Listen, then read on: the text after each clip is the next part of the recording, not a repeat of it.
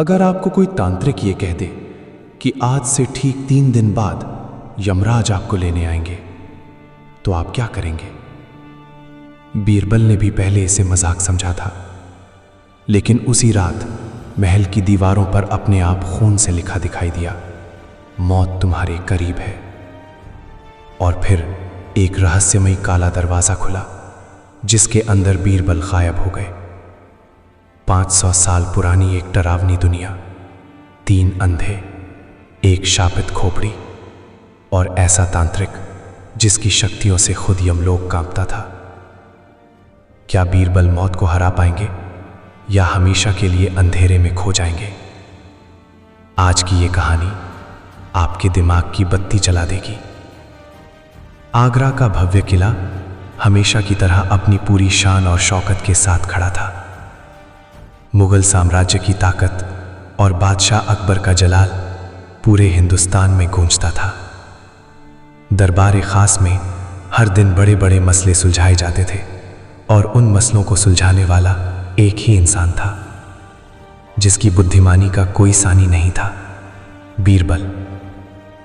बीरबल की हाजिर जवाबी और तेज दिमाग की मिसालें दुश्मन भी दिया करते थे। ऐसा माना जाता था कि धरती पर ऐसी कोई पहेली या ऐसी कोई परेशानी नहीं है जिस हल बीरबल के पास ना हो। लेकिन बीरबल इस बात से पूरी तरह अनजान थे कि इंसान के बनाए हुए चक्रव्यूह को तो दिमाग से तोड़ा जा सकता है, लेकिन जब मौत खुद अपना जाल बिछाए तो दुनिया की कोई भी बुद्धिमानी काम नहीं आती। कहानी की शुरुआत आगरा के उस जगमगाते महल से मीलों दूर विंध्याचल के उन घने और खौफनाक जंगलों से होती है, जहां दिन के उजाले में भी सूरज की किरणें जमीन तक नहीं पहुंच पाती थीं। वहां एक ऐसा वीरान और सूखा गांव था जिसे लोग श्रापित मानते थे।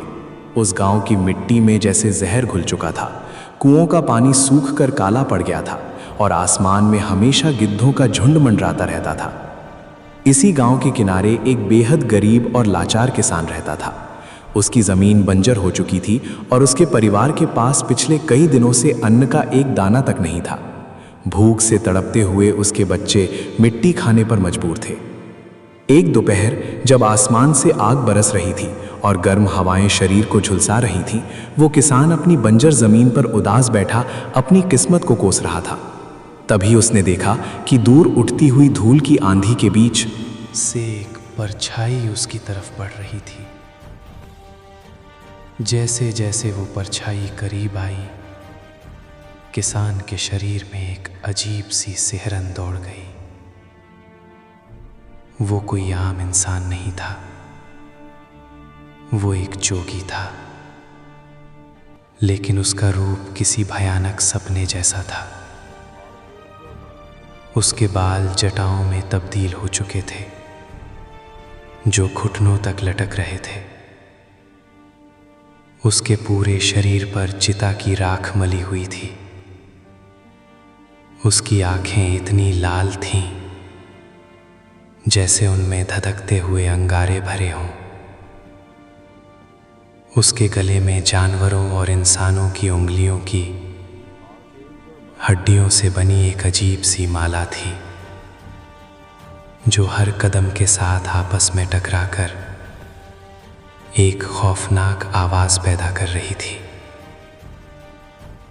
उसके बाएं हाथ में एक मुड़ी हुई काली लकड़ी थी, जिसके सिरे पर एक सूखी हुई खोपड़ी जड़ी थी। किसान डर के मारे अपनी जगह पर जम गया। वो जोगी धीरे धीरे उसके करीब आया और उसकी लाल आंखें किसान के चेहरे पर गड़ गईं। हवा अचानक ठंडी हो गई और एक अजीब सी सड़ांध चारों तरफ फैल गई। जोगी ने अपनी फटी और भारी आवाज में, जो किसी गहरी गुफा से आती हुई लग रही थी, कहा, प्यास, बहुत गहरी प्यास लगी है। क्या तेरे पास मुझे पिलाने के लिए कुछ है? किसान कांपता हुआ उठा।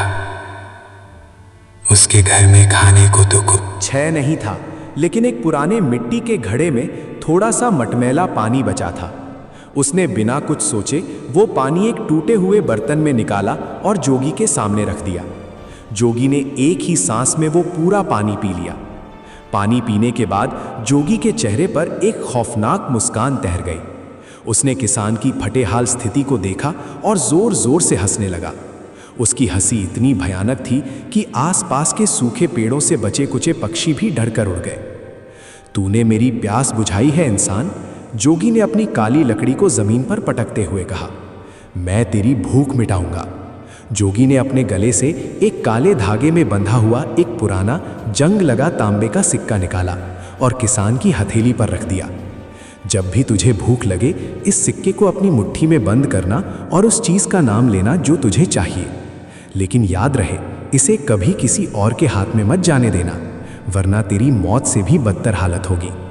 इतना कहकर वो जोगी उसी धूल भरी आंधी में रहस्यमयी तरीके से गायब हो गया। किसान ने डरते डरते उस तांबे के सिक्के को मुट्ठी में बंद किया और परिवार के लिए भोजन की कामना की।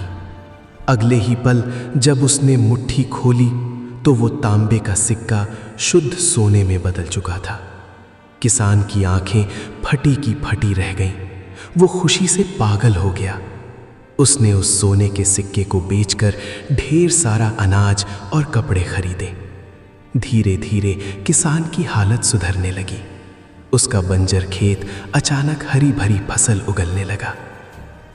लेकिन कहते हैं ना, इंसान का लालच कभी खत्म नहीं होता और यही लालच उसकी बर्बादी का कारण बनता है।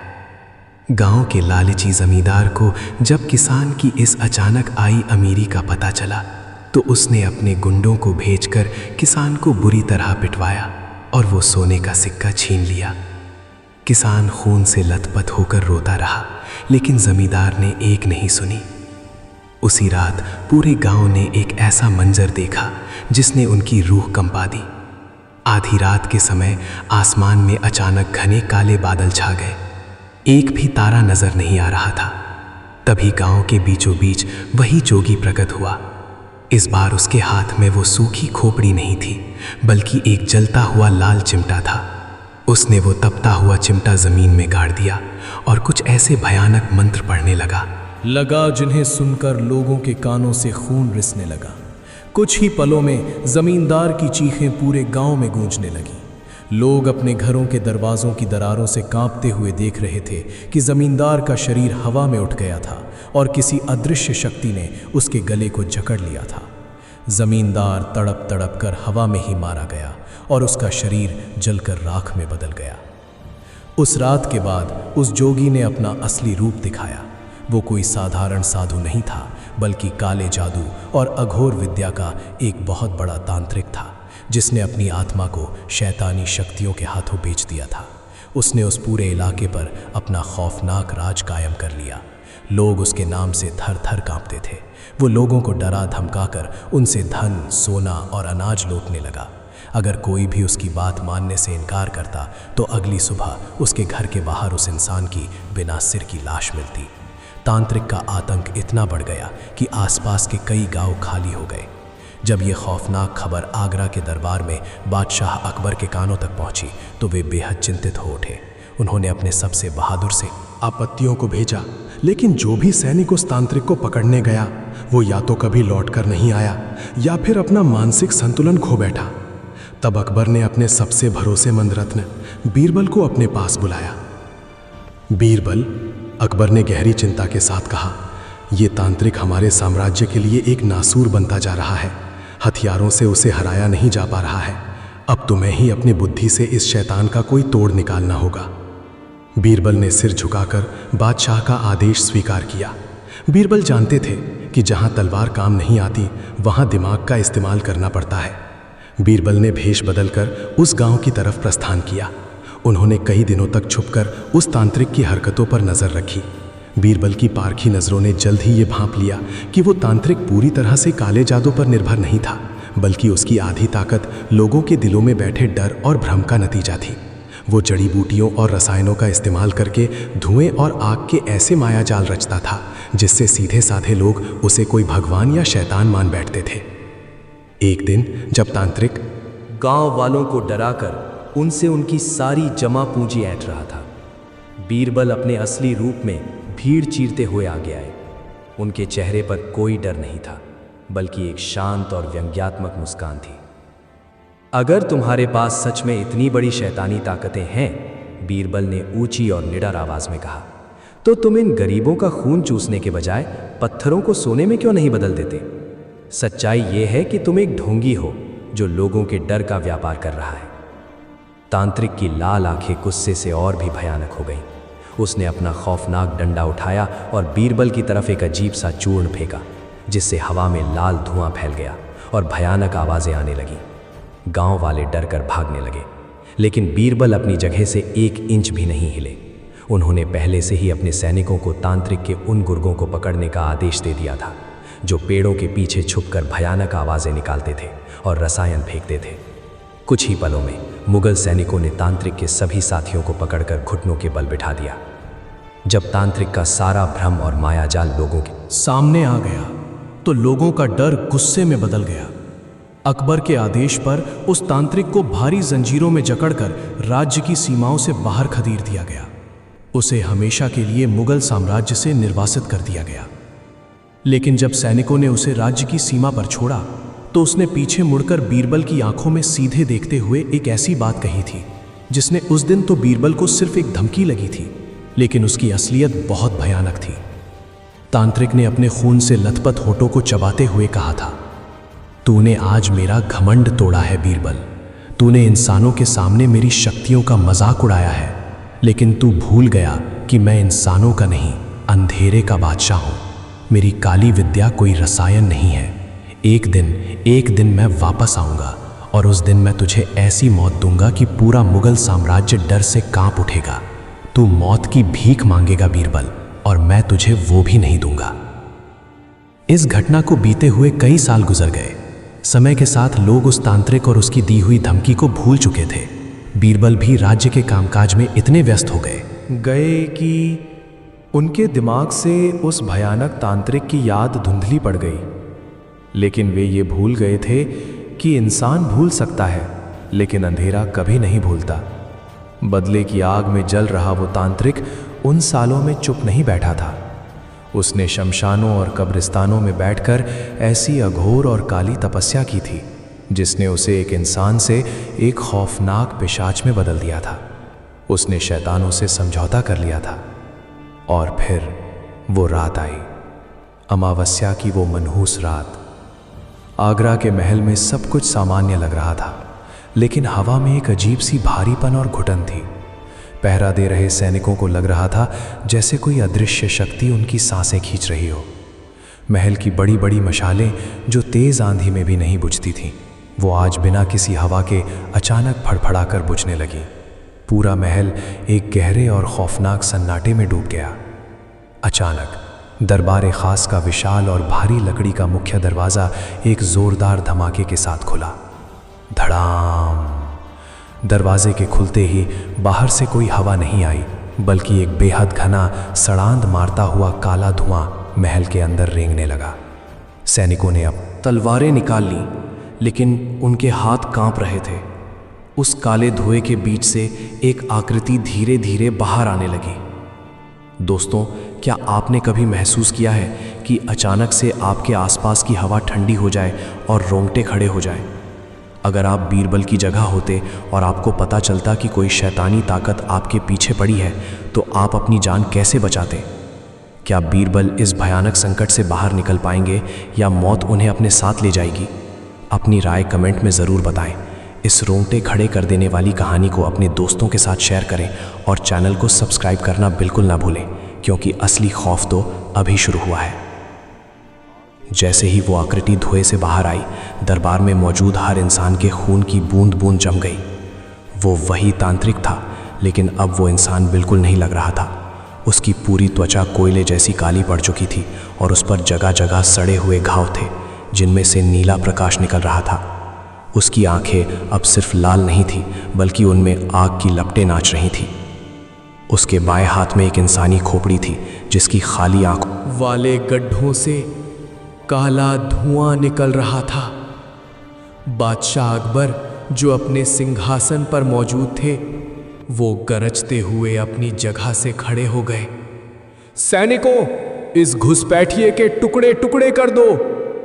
दर्जनों मुगल सैनिक अपनी चमकती तलवारें लेकर तांत्रिक की तरफ दौड़े, लेकिन तांत्रिक अपनी जगह से बिल्कुल नहीं हिला। उसने बस अपने हाथ में पकड़ी हुई उस काली खोपड़ी को थोड़ा सा ऊपर उठाया। उसी पल जो सैनिक उसकी तरफ दौड़ रहे थे, उनके शरीर हवा में ही जम गए। उनकी नसें नीली पड़ने लगीं और उनके मुंह से झाग निकलने लगा। वे बिना किसी हथियार के वार के जमीन पर धड़ाम से गिर पड़े और तड़प तड़प कर बेहोश हो गए। पूरे दरबार में मौत का सा सन्नाटा छा गया। कोई भी अपनी जगह से हिलने की हिम्मत नहीं कर पा रहा था। तांत्रिक के पैरों के जमीन पर पड़ने की खटखट आवाज उस सन्नाटे को और भयानक बना रही थी। वो धीरे धीरे चलता हुआ बीरबल के ठीक सामने आकर रुक गया। याद है मुझे? तांत्रिक की आवाज अब कई लोगों की मिलीजुली भयानक आवाजों जैसी लग रही थी। बीरबल ने अपने चेहरे पर कोई डर नहीं आने दिया। उन्होंने पूरी दृढ़ता से कहा, तुम क्यों आए हो? मौत का खेल खेलने से तुम्हें कुछ हासिल नहीं होगा। तांत्रिक एक ऐसी भयानक हंसी हंसा जिससे महल के शीशे चटक गए। बदला लेने तुमने मेरे गुरूर को तोड़ा था बीरबल, अब मैं तुम्हारी सांसें तोड़ूंगा। फिर तांत्रिक ने अपनी वो काली खोपड़ी आसमान की तरफ उठाई और उसकी आंखों से खून के आंसू बहने लगे। उसने पूरे दरबार में गूंजती हुई आवाज में श्राप दिया, सुन लो मुगल सल्तनत के बादशाह, तुम्हारे सबसे बुद्धिमान नवरत्न का समय अब समाप्त हो चुका है। आज से ठीक 3 दिन बाद जब चांद आसमान में पूरा होगा, तब यमराज स्वयं बीरबल को लेने आएंगे और इस धरती की कोई भी ताकत, तुम्हारी कोई भी सेना बीरबल को मौत के मुंह में जाने से नहीं रोक पाएगी। ये कहते ही तांत्रिक का शरीर उसी काले धुएं में बदल गया और वो हवा में घुल गया।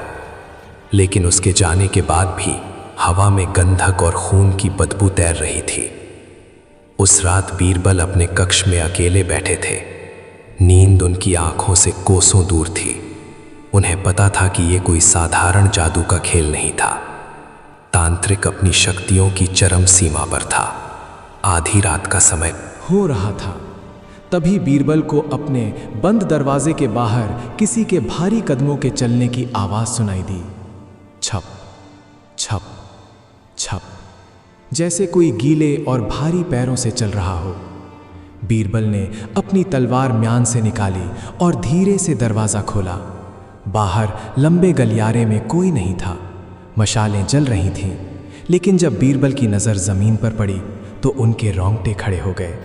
ज़मीन पर किसी जानवर के खून से बड़े बड़े अक्षरों में लिखा था, पहला दिन पार हुआ, मौत तुम्हारे करीब है। अगली सुबह पूरे महल में दहशत का माहौल था। बादशाह अकबर ने बीरबल के कक्ष के बाहर और पूरे महल में 500 सबसे खतरनाक और निपुण सैनिकों का कड़ा पहरा लगा दिया। हर दरवाजे, हर खिड़की पर नज़र रखी जा रही थी। किसी भी अजनबी का महल में आना सख्त मना था। लेकिन जब दूसरी रात आई तो माहौल और भी खौफनाक हो गया। रात के ठीक दूसरे पहर जब सन्नाटा अपने चरम पर था, बीरबल के कक्ष के बाहर पहरा दे रहे सभी 500 सैनिक एक साथ अचानक ज़मीन पर गिर पड़े। किसी की गर्दन कट गई थी, किसी की छाती पर गहरे घाव थे, लेकिन वहाँ कोई हमलावर नहीं था। ऐसा लग रहा था जैसे अदृश्य ये परछाइयों ने उन पर हमला किया हो। बीरबल ने जब अपनी खिड़की से बाहर देखा तो आसमान का रंग लाल हो चुका था और वहां उन्हें उस तांत्रिक का भयानक चेहरा मुस्कुराता हुआ दिखाई दिया। दूसरा दिन भी खत्म हुआ बीरबल, हवाओं में से आवाज आई। तीसरे दिन महल में मातम जैसा माहौल था। सबको यकीन हो चुका था कि आज रात बीरबल नहीं बचेंगे। बीरबल खुद भी जानते थे कि इंसानी हथियार इस कारी शक्ति का मुकाबला नहीं कर सकते। उन्होंने अपने सारे ज़रूरी दस्तावेज और अपनी आखिरी वसीयत बादशाह अकबर को सौंप दी। अकबर की आंखों में आंसू थे। उन्होंने बीरबल को गले से लगा लिया। तीसरी रात का अंधेरा छाने लगा। आसमान पूरी तरह काला पड़ चुका था। भयानक बिजली कड़क रही थी। हवाएं इतनी तेज चल रही थी कि महल के भारी पत्थर भी कांप रहे थे। बीरबल अपने कक्ष के बिल्कुल बीचों बीच खड़े थे। उनके दोनों हाथों में तलवारें थीं। तभी रात के ठीक 12 बजे पूरे महल की दीवारें बुरी तरह हिलने लगी। बीरबल के कक्ष का फर्श अचानक बीच में से फटने लगा और उस फटे हुए फर्श में से एक विशाल काले रंग का प्राचीन दरवाजा प्रकट हुआ। वो दरवाजा किसी लकड़ी या लोहे का नहीं, बल्कि हड्डियों और खोपड़ियों से बना हुआ था। उस दरवाजे के दरारों से खून रिस रहा था। अचानक वो काला दरवाजा एक भयानक चीख के साथ खुल गया। दरवाजे के उस पार कुछ नहीं था, सिर्फ एक अनंत घुप अंधेरा, एक ऐसा अंधेरा जो रोशनी को भी निगल जाए। उस अंधेरे में से सैकड़ों काली और लंबी बाहें बाहर निकली। उन बाहों के नाखून छुरियों जैसे तेज थे। बीरबल ने अपनी तलवार से उन बाहों को काटने की कोशिश की, लेकिन तलवार धुएं के आर पार हो गई। उन काली बाहों ने बीरबल के पैरों और हाथों को जकड़ लिया। बीरबल, तुम्हारा समय पूरा हुआ। उस काले दरवाजे के अंदर से तांत्रिक की भयानक आवाज गूंजी। बीरबल ने खुद को छुड़ाने की बहुत कोशिश की, लेकिन वो शक्ति इतनी प्रचंड थी कि बीरबल जमीन पर घिसटते हुए उस दरवाजे की तरफ खींचने लगे। अकबर और बाकी सैनिक दरवाजे तोड़कर अंदर घुसे, लेकिन वे एक अदृश्य दीवार से टकराकर दूर जा गिरे। अकबर चीखते रहे, बीरबल नहीं, लेकिन तब तक देर हो चुकी थी। उन काली बाहों ने बीरबल को पूरी तरह से उस काले दरवाजे के अंदर खींच लिया। बीरबल वो घुप अंधेरा किसी काली चादर की तरह नहीं था, बल्कि वो एक जीवित साए की तरह था जो बीरबल की नसों में समा रहा था। जैसे ही वो विशाल हड्डियों से बना दरवाज़ा बीरबल के पीछे एक भयानक धमाके के साथ बंद हुआ, आगरा के महल की सारी आवाज़ें बादशाह अकबर की ठीक है, और दुनिया का सारा उजाला हमेशा के लिए पीछे छूट गया। बीरबल एक अथाह गहराई में गिरते जा रहे थे। ये कोई आम खाई नहीं थी, क्योंकि यहाँ गुरुत्वाकर्षण जैसा कुछ महसूस नहीं हो रहा था। शरीर हवा में तैर रहा था, लेकिन दिल किसी भारी पत्थर की तरह सीने में धंसता जा रहा था। हवा में बर्फ जैसी ठंडक थी, जिसने बीरबल के खून को जमाना शुरू कर दिया था। गिरते हुए बीरबल को अपने कानों के पास भयानक फुसफुसाहटें सुनाई देने लगीं। ये उन लोगों की आवाज़ें थीं जो सदियों पहले इस काले जादू का शिकार होकर मारे गए थे। तुम भी यहीं रह जाओगे, तुम कभी वापस नहीं लौटोगे। ये आवाज़ें बीरबल के दिमाग पर हथौड़े की तरह वार कर रही थीं। बीरबल ने अपनी आंखें कसकर बंद कर लीं और ख़ुद को शांत रखने की कोशिश की। उनका तेज़ दिमाग अब भी हालात का विश्लेषण करने में लगा था। वो जानते थे कि डर ही उस तांत्रिक की सबसे बड़ी ताकत है, और अगर उन्होंने खुद पर से नियंत्रण खो दिया तो वो बिना लड़े ही हार जाएंगे। अचानक वो गिरना बंद हुआ। बीरबल का शरीर किसी बेहद ठोस और खुरदरी चीज़ से टकराया। झटके से उनकी आंखें खुली। उन्होंने गहरी सांस ली, लेकिन फेफड़ों में जो हवा गई वो ताज़ी नहीं थी। उसमें सड़ी हुई लाशों, गंधक और पुरानी राख की बदबू थी। बीरबल ने संभलते हुए अपने हाथ ज़मीन पर रखे और खड़े होने की कोशिश की। उनके हाथों में जो चीज़ लगी वो मिट्टी नहीं थी, बल्कि बारीक पिसी हुई सफ़ेद राख थी जो इंसानी हड्डियों जैसी लग रही थी। बीरबल ने अपनी तलवार को मजबूती से पकड़ते हुए चारों तरफ नज़र दौड़ाई, और जो मंजर उनके सामने था उसने उनकी रूह को कंपा कर रख दिया। वो आगरा नहीं था, वो इंसानों की दुनिया ही नहीं थी। बीरबल एक ऐसे उजड़े और वीरान शहर के बीचों बीच खड़े थे, जिसे देखकर ऐसा लग रहा था मानो समय वहाँ हजारों साल पहले ही जम गया हो।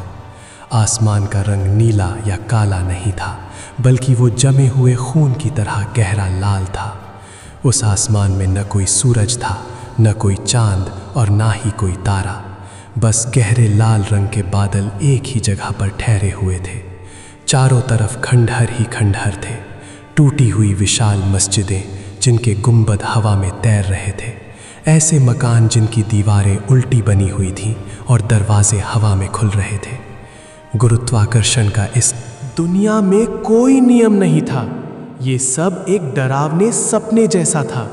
सूखे और बिना पत्तों वाले काले पेड़ जगह जगह खड़े थे, जिनकी शाखाएं इंसानी हाथों जैसी लग रही थीं। चारों तरफ एक खौफनाक सन्नाटा था, न किसी परिंदे की आवाज़, न हवा के चलने की सरसराहट। बस बीरबल के खुद के सांस लेने की आवाज़ उन्हें सुनाई दे रही थी। बीरबल धीरे धीरे उन खंडहरों के बीच से आगे बढ़ने लगे।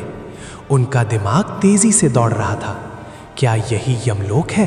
क्या वो सच में मर चुके हैं? नहीं, उनका शरीर अभी भी काम कर रहा था। उन्हें दर्द महसूस हो रहा था और सबसे बड़ी बात, उनके हाथ में अपनी म्यान से निकली हुई तलवार थी।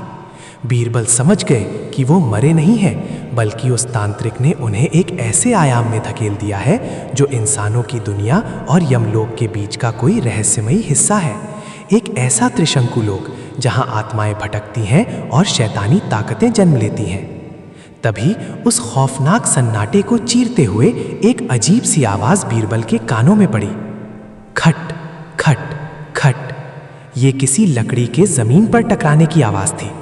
बीरबल तुरंत एक टूटे हुए खंभे के पीछे छिप गए और अपनी सांसें रोक लीं। आवाज धीरे धीरे करीब आ रही थी।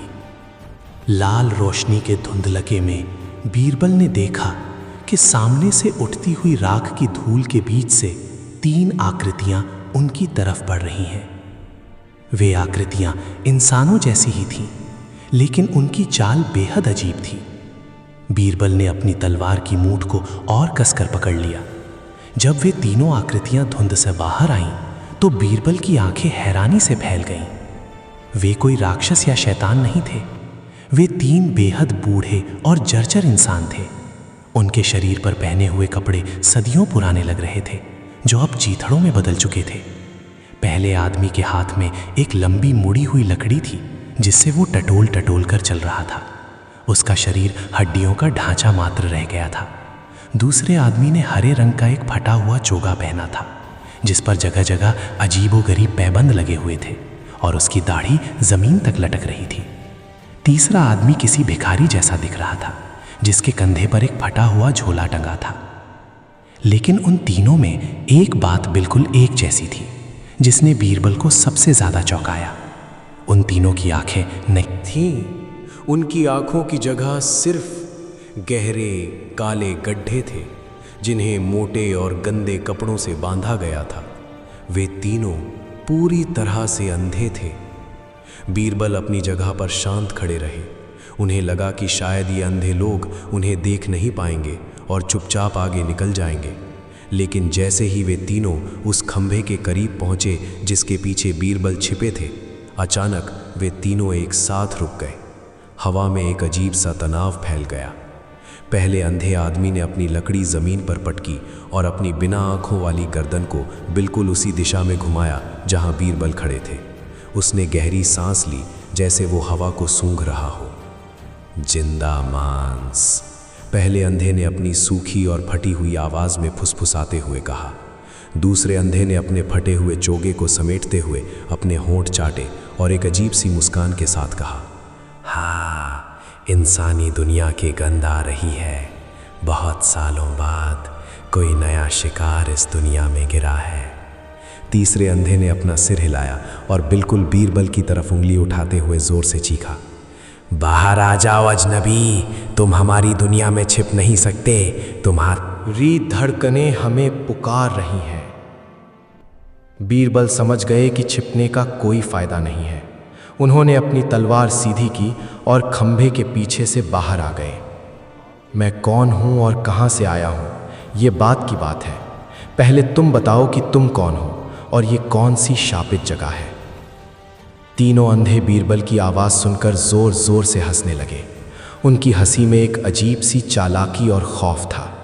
उनकी हंसी इस सुनसान लाल दुनिया में गूंजने लगी।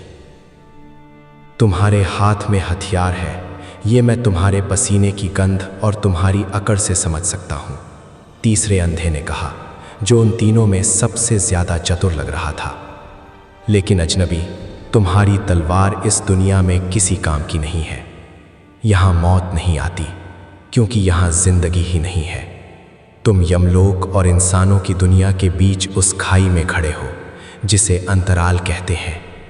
ये वो जगह है जहाँ समय रुक जाता है और इंसान अपने पापों के साथ हमेशा के लिए सड़ता रहता है। बीरबल ने अपनी तलवार म्यान में वापस रख दी। उनका दिमाग अब एक अलग दिशा में काम कर रहा था। अगर ये लोग इंसान हैं तो ये यहाँ कैसे पहुँचे? और सबसे बड़ा सवाल, क्या यहाँ से बाहर निकलने का कोई रास्ता है? तुम तीनों भी तो इंसान ही लगते हो, बीरबल ने कड़कती आवाज में कहा। तुम्हारी आंखें किसने छीनी और तुम इस नरक में कितने समय से कैद हो? पहला अंधा आगे बढ़ा।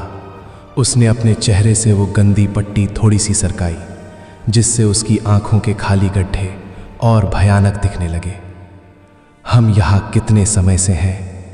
शायद 100 साल, शायद 500 साल, या शायद एक युग बीत चुका है। यहाँ सूरज नहीं उगता, इसलिए दिन और रात का कोई हिसाब नहीं है। लेकिन हम यहाँ अपनी मर्जी से नहीं आए थे, हमें हमारे लालच ने यहाँ पहुँचाया था। बीरबल की रुचि अब बढ़ने लगी थी। उन्होंने ज़मीन पर पड़ी एक टूटी हुई चट्टान को साफ किया और उस पर बैठ गए। मुझे पूरी कहानी जाननी है। शायद तुम्हारी कहानी में ही इस जगह से बाहर निकलने का रास्ता छिपा हो। तीनों अंधे एक दूसरे की तरफ मुड़े, जैसे वे खामोशी में ही एक दूसरे से बात कर रहे हों। फिर वे भी राख की उस ज़मीन पर गोल घेरा बनाकर बैठ गए। दूसरे अंधे ने अपने फटे चोगे के अंदर से एक सूखी लकड़ी निकाली और उसे ज़मीन पर रगड़ा। वहाँ कोई आग नहीं थी, लेकिन रगड़ते ही उस लकड़ी में से नीले रंग की ठंडी लपटें निकलने लगी। उस नीली आग की रोशनी में उन तीनों के चेहरे और भी डरावने लग रहे थे। तीसरे अंधे ने बोलना शुरू किया। उसकी आवाज़ में अब वो चालाकी नहीं थी, बल्कि एक गहरा दुख और पछतावा था। हम तीनों कभी आगरा की गलियों में घूमा करते थे अजनबी। बहुत पहले की बात है, जब मुग़ल सल्तनत का नामो निशान भी नहीं था। मैं एक बहुत बड़ा व्यापारी हुआ करता था, लेकिन मेरा व्यापार सच्चाई का नहीं, धोखे का था। मैं लोगों को नकली दवाइयाँ और झूठे चमत्कार बेचता था। मेरे बगल में बैठा ये शख्स जो फटे चोगे में है, ये एक बहुत बड़ा मुल्ला था। लोग इस पर अंधा विश्वास करते थे, लेकिन ये अपनी धार्मिक डंडी के अंदर खोखला करके सोना छिपा कर रखता था। और ये तीसरा जो लकड़ी के सहारे चलता है, ये दुनिया का सबसे बड़ा ढोंगी था।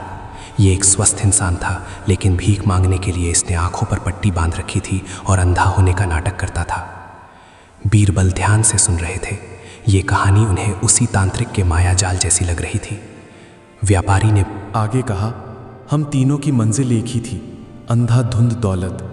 एक दिन हमें एक रहस्यमयी बूढ़े जोगी के बारे में पता चला। पूरे शहर में अफवाह थी कि उस जोगी के पास एक ऐसी जादुई खोपड़ी है जो किसी भी चीज़ को सोने में बदल सकती है। हमारे लालच ने हमें अंधा कर दिया था। हमने रात के अंधेरे में उस जोगी के ठिकाने पर हमला किया। जोगी गहरी तपस्या में लीन था। हमने उसे बंदी बना लिया और उसकी वो खोपड़ी छीनने की कोशिश की। अचानक मुल्ला, जो अब तक चुप था, फूट फूट कर रोने लगा। काश हमने उस रात उस जोगी को छुआ तक ना होता। वो जोगी कोई आम इंसान नहीं था, वो साक्षात काल का दूसरा रूप था। व्यापारी ने अपनी बात पूरी करते हुए कहा, जैसे ही हमने उस खोपड़ी को हाथ लगाया, वो जोगी ज़ोर ज़ोर से हंसने लगा। उसने अपनी तपस्या तोड़ी और उसकी आंखें खून की तरह लाल हो गईं। उसने हमें कोई श्राप नहीं दिया। उसने बस इतना कहा, तुम्हें दौलत की चमक देखनी है तो जाओ, मैं तुम्हारे लिए दौलत का एक ऐसा दरवाज़ा खोलता हूँ जो सीधा खजाने की दुनिया में जाता है। उसने हवा में एक मंत्र पढ़ा और हमारे सामने एक विशाल काला दरवाज़ा जा खुल गया। बीरबल के रोंगटे खड़े हो गए। वही काला दरवाज़ा जिससे मैं यहाँ आया हूँ? हाँ, पहले अंधे भिखारी ने अपनी गर्दन हिलाते हुए कहा। उस दरवाजे के पार हमें सोने और हीरों के पहाड़ नजर आ रहे थे। हम तीनों लालच में इतने अंधे हो चुके थे कि बिना सोचे समझे उस दरवाजे के अंदर दौड़ पड़े। जैसे ही हम अंदर घुसे, वो दरवाज़ा हमारे पीछे बंद हो गया और फिर वो दौलत, वो सोना, सब कुछ राख में बदल गया। व्यापारी ने अपने खाली आंखों के गड्ढों पर हाथ रखते हुए चीखती हुई आवाज़ में कहा। और फिर उस जोगी की आवाज़ इस लाल आसमान से गूंजी। उसने कहा, तुमने दुनिया को अपनी आंखों से धोखा दिया है, अब ये दुनिया तुम्हें धोखा देगी। उसी पल हमारी आंखों में भयानक जलन होने लगी। ऐसा लगा जैसे किसी ने हमारी आंखों में पिघला हुआ सीसा डाल दिया हो।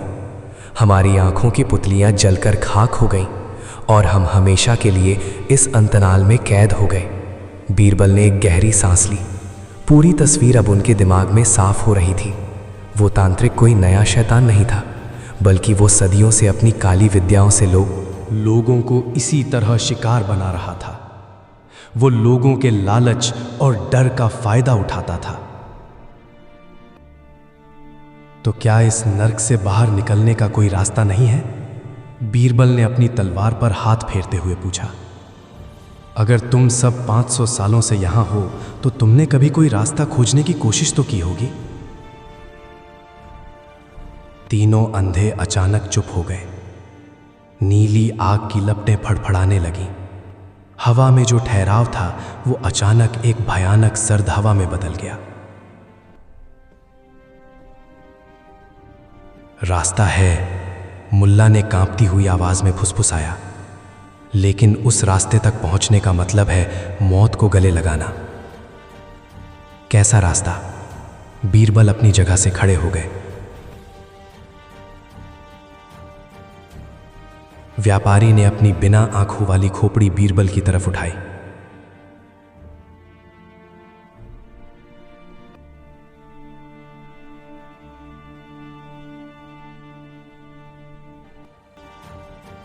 लगे और एक भयानक चक्रवात का रूप लेने लगे।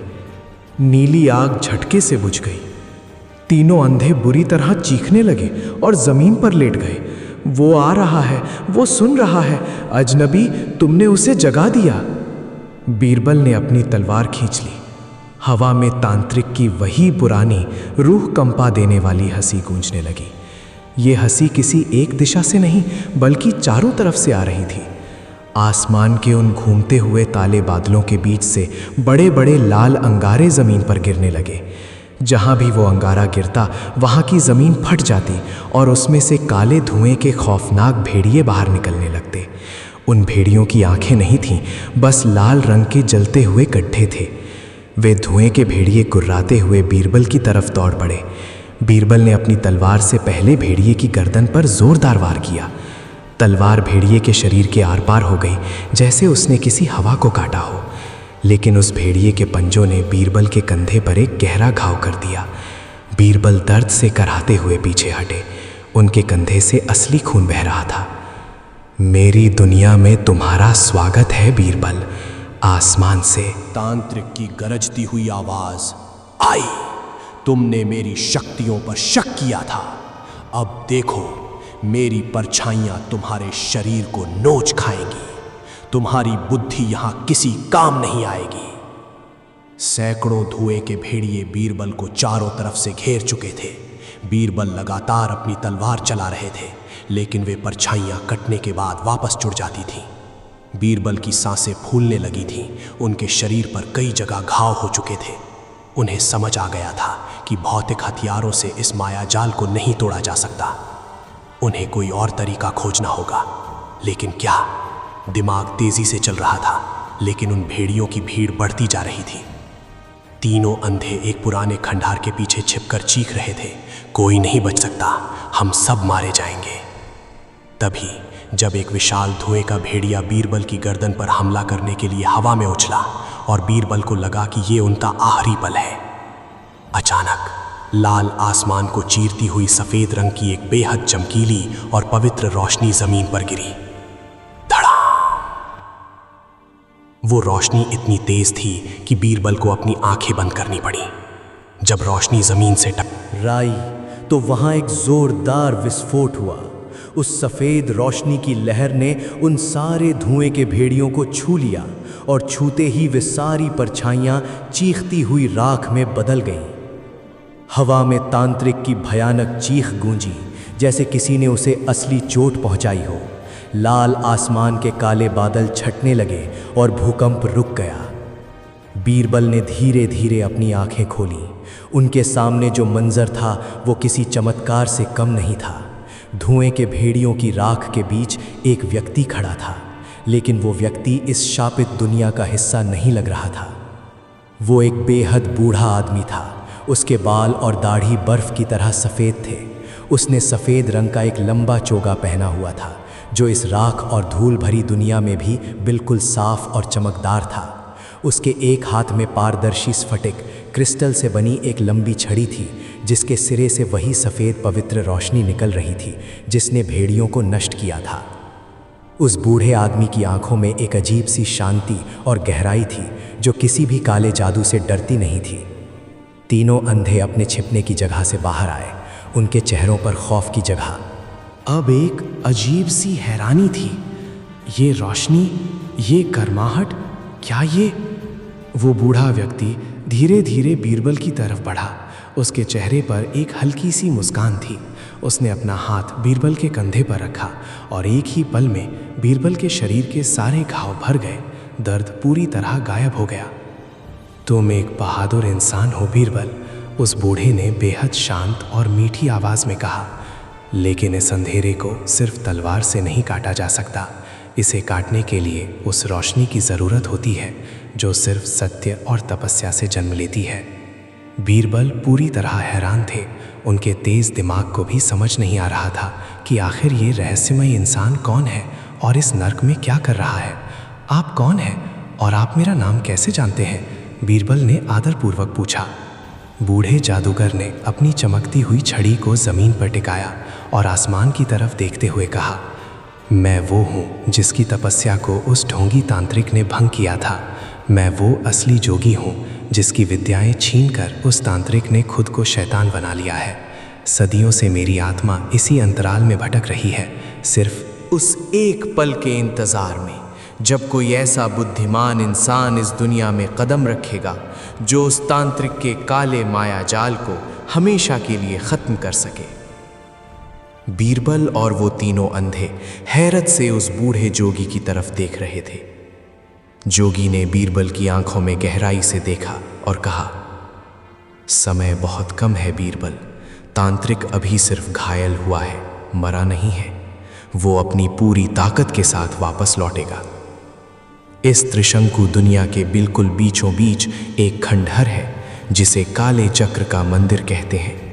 उसी मंदिर के अंदर वो शापित खोपड़ी रखी है जिसमें उस तांत्रिक की जान और इस पूरी दुनिया का वजूद कैद है। तुम्हें वहां पहुंचना होगा और उस खोपड़ी को नष्ट करना होगा। जोगी ने अपनी चमकती छड़ी बीरबल के हाथ में थमा दी। ये छड़ी तुम्हें उस मंदिर का रास्ता दिखाएगी, लेकिन याद रहे वो सफ़र आसान नहीं होगा। मौत वहां हर कदम पर तुम्हारा इंतज़ार कर रही है। बीरबल ने उस छड़ी को मजबूती से पकड़ लिया। अब उनके चेहरे पर कोई डर नहीं था। मुगल सल्तनत का सबसे बुद्धिमान रत्न अब एक ऐसे सफ़र पर निकलने वाला था जो सिर्फ उनके लिए नहीं बल्कि दोनों दुनियाओं को बचाने के लिए था। क्या बीरबल उन खौफनाक रास्तों को पार करके उस काले चक्र के मंदिर तक पहुंच पाएंगे? वहां कौन सा भयानक शैतान उनका इंतजार कर रहा है? और क्या तांत्रिक अपनी जान बचाने के लिए कोई आखिरी चाल चलेगा? दोस्तों, अगर आपको ये रोंगटे खड़े कर देने वाली कहानी पसंद आ रही है तो बिना कंजूसी किए वीडियो को लाइक करें। अपनी राय कमेंट बॉक्स में ज़रूर बताएं कि अगर आपको वो बूढ़ा जादूगर मिलता तो आप उससे कौन सी जादुई ताकत मांगते। अपने दोस्तों के साथ इस वीडियो को शेयर करें और चैनल को सब्सक्राइब करके नोटिफिकेशन बेल ऑन कर लें, क्योंकि अगले भाग में होने वाली है सबसे भयानक तांत्रिक शक्तियों की अंतिम लड़ाई। तैयार रहिए, क्योंकि खौफ का असली दरवाज़ा तो अब खुलने वाला है। बूढ़े जोगी के हाथ से वो चमकती हुई स्फटिक की छड़ी बीरबल के हाथों में आते ही उस वीरान और खौफनाक दुनिया का तापमान अचानक बदल गया। छड़ी से निकलने वाली वो पवित्र सफ़ेद रोशनी सिर्फ अंधकार को चीर नहीं रही थी, बल्कि बीरबल के भीतर एक ऐसी ऊर्जा भर रही थी जिसने उनकी सारी थकान और घाव, उनके दर्द को सोख लिया था। लेकिन इस चमत्कार के साथ ही एक बेहद भावुक और रहस्यमयी घटना घटी। जैसे ही जोगी ने वो छड़ी बीरबल को सौंपी, जोगी का शरीर पारदर्शी होने लगा। उनके पैरों से लेकर सिर तक का हिस्सा सफ़ेद चमकते हुए कड़ों में बदलने लगा। बीरबल ये देखकर हैरान रह गए। उन्होंने अपना हाथ आगे बढ़ाया, लेकिन उनका हाथ जोगी के शरीर के आर पार हो गया। ये क्या हो रहा है? बीरबल ने चिंतित स्वर में पूछा। जोगी के चेहरे पर अब भी वही शांत और दिव्य मुस्कान थी। मेरी भौतिक देह इस शापित दुनिया में पहले ही नष्ट हो चुकी थी बीरबल। मैं सिर्फ अपनी आत्मिक शक्ति के सहारे इस क्षण का इंतज़ार कर रहा था। मेरी सारी शक्ति, मेरी सदियों की तपस्या अब इस झड़ी के भीतर समा चुकी है। अब मेरा समय पूरा हुआ। ये लड़ाई अब तुम्हारी है। याद रखना, शैतान सबसे पहले तुम्हारे दिमाग पर हमला करेगा, फिर तुम्हारे शरीर पर। अपनी बुद्धि को इस रोशनी से बांधे रखना। इतना कहते ही बूढ़ा जोगी पूरी तरह से रोशनी के अनगिनत कणों में तब्दील हो गया और वे कण हवा में उड़ते हुए उसी छड़ी के भीतर समा गए। छड़ी की चमक पहले से कई गुना अधिक तेज हो गई। बीरबल कुछ पलों तक शांत खड़े रहे। एक अजनबी जिसने अभी अभी उनकी जान बचाई थी, वो हमेशा के लिए खत्म हो गया था। बीरबल ने उस छड़ी को अपनी दाहिनी मुट्ठी में और तलवार को बाईं मुट्ठी में कसकर पकड़ लिया। उनका चेहरा अब पत्थर जैसा सख्त हो चुका था। मुगल दरबार का वो चतुर और हंसमुख मंत्री अब एक ऐसे योद्धा में बदल चुका था जिसे सिर्फ एक ही लक्ष्य दिखाई दे रहा था, उस तांत्रिक का अंत। बीरबल मुड़े और उन तीनों अंधों की तरफ देखा जो अभी भी जमीन पर दुबके हुए थे। वे थर थर कांप रहे थे। उठो, बीरबल की आवाज में एक गूंज थी। अगर यहीं पड़े रहे तो राख में मिल जाओगे। मैं उस काले चक्र के मंदिर की तरफ जा रहा हूं। तुम चाहो तो यहीं छिप सकते हो या मेरे पीछे आ सकते हो। व्यापारी, मुल्ला और भिखारी तीनों ने एक दूसरे के हाथ टटोले और कांपते हुए खड़े हो गए। मुल्ला ने अपने फटे चोगे को संभालते हुए कहा, हम 500 सालों से इस नर्क में छिप ही तो रहे हैं अजनबी, अब और नहीं छिपा जाता। इस रोशनी ने हमें एक नई उम्मीद दी है। हम तुम्हारे साथ चलेंगे, भले ही इस रास्ते मैं मौत ही क्यों ना लिखी हो। बीरबल ने सिर हिलाया। छड़ी की रोशनी एक खास दिशा में सबसे ज्यादा तेज हो रही थी, जैसे वो किसी अदृश्य चुंबक की तरफ खिंच रही हो। बीरबल समझ गए कि छड़ी उन्हें रास्ता दिखा रही है। लाल आसमान और उड़ती हुई राख के बीच चारों लोगों ने उस काले चक्र के मंदिर की तरफ अपना खौफनाक सफर शुरू किया। उनका रास्ता किसी आम जमीन से नहीं गुजर रहा था। अंतराल की वो दुनिया बहुत अजीब थी। जमीन जगह जगह से फटी हुई थी और उन गहरी खाइयों के नीचे कोई पाताल नहीं बल्कि अनंत अंधेरा था। उन्हें हवा में तैरते हुए विशाल पत्थरों पर कूदकर रास्ता पार करना पड़ रहा था। बीरबल आगे आगे चलते, छड़ी की रोशनी से पत्थरों की मजबूती परखते और फिर तीनों अंधों को एक दूसरे का हाथ पकड़वाकर सुरक्षित पार कराते। कुछ घंटों या शायद कई दिनों, क्योंकि वहां समय का कोई एहसास नहीं था, कि सफर के बाद लाल आसमान का रंग अचानक बैंगनी और काला होने लगा। हवा में एकदम घोंटू सड़ांत फैल गई। उनके सामने एक बेहद गहरी और विशाल खाई आ गई। उस खाई के बीच कोई पुल नहीं था, लेकिन उस खाई की गहराई से कुछ ऐसी आवाज़ जिन्हें आ रही थी, जिसने तीनों अंधों के कदम वहीं जमा दिए। खाई के नीचे से सोने के सिक्कों के खनकने की तेज आवाजें आ रही थीं। छन छन छन। साथ ही कुछ लोगों की आवाजें भी गूंज रही थीं। मालिक, आपका सारा माल बिक गया है, ये रहा आपका मुनाफा, लाखों सोने की अशर्फियां। एक आवाज व्यापारी को पुकार रही थी। मुल्ला जी, आपने हमें खुदा का रास्ता दिखाया, ये लीजिए हमारे घर का सारा सोना आपके कदमों में। दूसरी आवाज मुल्ला को बुला रही थी। अरे ओ फकीर, तेरी झोली छोटी पड़ जाएगी, हम इतना सोना लुटाएंगे। तीसरी आवाज उस भिखारी को ललचा रही थी। बीरबल को ये सब नहीं सुनाई दे रहा था। उन्हें सिर्फ उबलते हुए लावा और सड़ी हुई लाशों की आवाजें आ रही थीं। लेकिन तीनों अंधों के चेहरों पर एक अजीब सा पागलपन छा गया। उनके खाली आंखों के गड्ढे फैल गए। वे लालच में पूरी तरह सुध-बुध खो बैठे। सोना, मेरा सोना वापस आ गया, व्यापारी बड़बड़ाते हुए खाई की तरफ बढ़ने लगा। मुल्ला और भिखारी भी पागलों की तरह अपने हाथ आगे फैलाए उस अनंत खाई की तरफ दौड़ पड़े। रुको, ये एक माया जाल है। बीरबल जोर से चीखे, लेकिन उन तीनों पर जैसे कोई सम्मोहन हो गया था। वे खाई के बिल्कुल किनारे पर पहुंच गए और नीचे कूदने ही वाले थे कि बीरबल ने बिजली की फुर्ती से अपनी छड़ी जमीन पर दे मारी। छड़ी से सफेद रोशनी की एक जोरदार लहर निकली जिसने उन तीनों को छाती पर धक्का मारा। तीनों हवा में उछलकर पीछे राख पर आ गिरे। जैसे ही वे पीछे गिरे, वो सोने की खनकने की आवाज अचानक दर्दनाक चीखों में बदल गई। खाई के अंदर से काले धुएं के विशाल और चिपचिपे हाथ बाहर निकले जो किनारे की राख को नोच रहे थे। अगर बीरबल ने उन तीनों को एक पल भी और देर से रोका होता तो वे उन शैतानी हाथों का निवाला बन चुके होते। तीनों अंधों का सम्मोहन टूट गया। वे फूट फूट कर रोने लगे।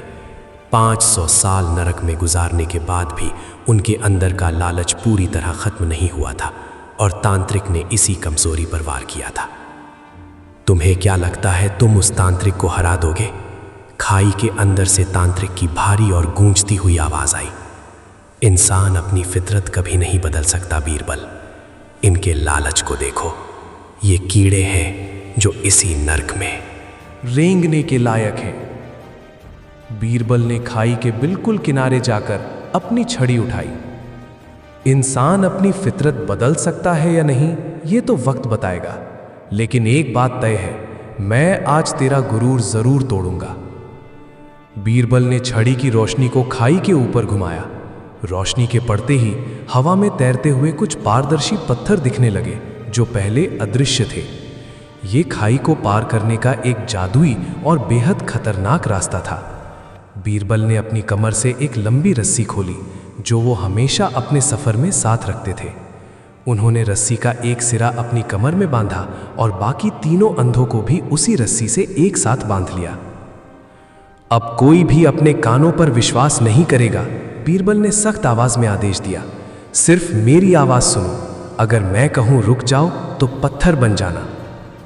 उन्होंने उन अदृश्य तैरते हुए पत्थरों पर कदम रखा। हर कदम पर खाई के नीचे से खौफनाक परछाइयां उछलकर उनके पैरों को पकड़ने की कोशिश करती, लेकिन छड़ी की रोशनी उन्हें जलाकर भस्म कर देती। रास्ते के बीच में तांत्रिक ने अपनी माया से बीरबल के दिमाग पर भी हमला किया। बीरबल को खाई के नीचे बादशाह अकबर का सिर कटा हुआ धड़ दिखाई दिया। बीरबल की रूह कांप गई, उनके पैर लड़खड़ाए, लेकिन उन्होंने तुरंत अपनी आंखें बंद कर लीं। ये सच नहीं है, ये सिर्फ डर है, बीरबल ने खुद को याद दिलाया। बुद्धि और तर्क ने डर को हरा दिया। बहुत संभल कर चलते हुए आखिरकार उन्होंने वो भयानक खाई पार कर ली। खाई पार करते ही उनके सामने जो दृश्य था उसने उनकी सांसें रोक दी। वे एक विशाल मैदान में पहुंच चुके थे और उस मैदान के बिल्कुल बीचों बीच वो इमारत मौजूद थी जिसकी तलाश में वे यहाँ तक आए थे। काले चक्र का मंदिर। ये कोई साधारण मंदिर नहीं था। ये इमारत ज़मीन से हवा में उठी हुई थी और उल्टी लटकी हुई थी। मंदिर का गुंबद नीचे की तरफ था और सीढ़ियाँ आसमान की तरफ जा रही थीं। पूरी इमारत काले रंग के एक ऐसे पत्थर से बनी थी जो ऐसा लग रहा था जैसे किसी जमे हुए खून और राख को मिलाकर बनाया गया हो। मंदिर के चारों तरफ काले रंग की बिजली कड़क रही थी। सबसे खौफनाक बात यह थी कि उस मंदिर के गुंबद के ठीक नीचे हवा में एक विशाल काला चक्र धीरे धीरे घूम रहा था। उस चक्र में अनगिनत इंसानी खोपड़ियां जड़ी हुई थीं और हर खोपड़ी की आंखों से लगातार खून टपक रहा था। यही है वो जगह, बीरबल ने गहरी सांस लेते हुए कहा। लेकिन मंदिर तक पहुंचने का रास्ता आसान नहीं था। मंदिर की उल्टी सीढ़ियों तक पहुंचने के लिए उन्हें एक विशाल प्रांगण पार करना था जो काले रंग के दलदल से भरा हुआ था। दलदल के बीच में से सफ़ेद हड्डियां बाहर निकली हुई थीं जो किसी भयानक जानवर के कंकाल जैसी लग रही थीं।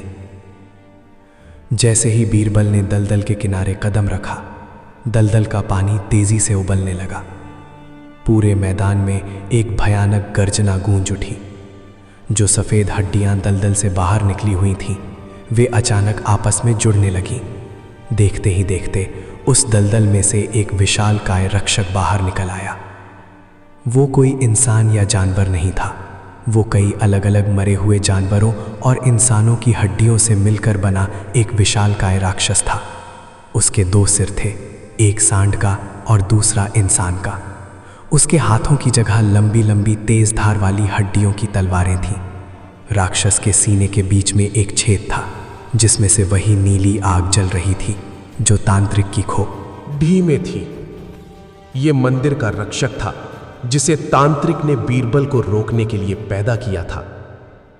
तुम आगे नहीं जाओगे, इंसान वाले सिर ने एक भारी लोहे जैसी आवाज में कहा, और सांड वाले सिर ने जोर से फुंकार मारते हुए मुंह से काला धुआं फेंका। राक्षस ने अपनी हड्डियों की तलवार से बीरबल पर एक जोरदार वार किया। बीरबल फुर्ती से पीछे हटे। राक्षस की तलवार जमीन पर गिरी और वहां एक गहरा गड्ढा बन गया। बीरबल ने अपनी छड़ी की रोशनी उस राक्षस पर डाली, लेकिन इस बार रोशनी का कोई असर नहीं हुआ। ये परछाई नहीं है, बीरबल समझ गए। ये भौतिक रूप से हड्डियों से बना है, इसे सिर्फ रोशनी से नहीं हराया जा सकता। राक्षस ने लगातार वार करने शुरू कर दिए। बीरबल अपनी तलवार और छड़ी की मदद से उसके वार रोक रहे थे, लेकिन राक्षस की ताकत इतनी ज्यादा थी कि बीरबल हर वार के साथ पीछे धकेले जा रहे थे। तीनों अंधे डर के मारे एक पुराने पत्थर के पीछे छिप गए। बीरबल का दिमाग अब अपनी पूरी क्षमता पर काम कर रहा था। उन्हें राक्षस की कोई कमजोरी खोजनी थी। उन्होंने ध्यान दिया कि राक्षस का शरीर बहुत भारी है और दलदल के बीच बने हुए सख्त पत्थरों पर उसका संतुलन बिगड़ रहा है। और सबसे बड़ी बात, राक्षस के सीने में जलने वाली नीली आग ही उसे ताकत दे रही थी। अगर मैं इसके सीने की उस आग को बुझा दूं तो शायद ये हड्डियों का ढेर बन जाएगा, बीरबल ने सोचा। लेकिन राक्षस के सीने तक पहुंचना लगभग असंभव था। उसकी तलवारें लगातार हवा में घूम रही थीं। तभी बीरबल को एक तरकीब सूझी। उन्होंने अपनी कमर से बंधी वो रस्सी निकाली। बीरबल राक्षस की तरफ दौड़े। राक्षस ने उन पर वार करने के लिए अपनी दोनों तलवारें ऊपर उठाईं। बीरबल ठीक उसी समय जमीन पर लेटकर फिसले और सीधे राक्षस के पैरों के बीच से निकल गए। पीछे जाते ही बीरबल ने रस्सी का एक सिरा राक्षस के एक पैर में फंसा दिया। राक्षस गुस्से से पीछे मुड़ा। जैसे ही वो मुड़ा, बीरबल तेजी से दलदल के किनारे खड़े एक पुराने काले खंभे की तरफ भागे और रस्सी का दूसरा सिरा उस खंभे में लपेट दिया। राक्षस फिर से बीरबल पर हमला करने के लिए आगे बढ़ा, लेकिन उसके पैर रस्सी में उलझ चुके थे।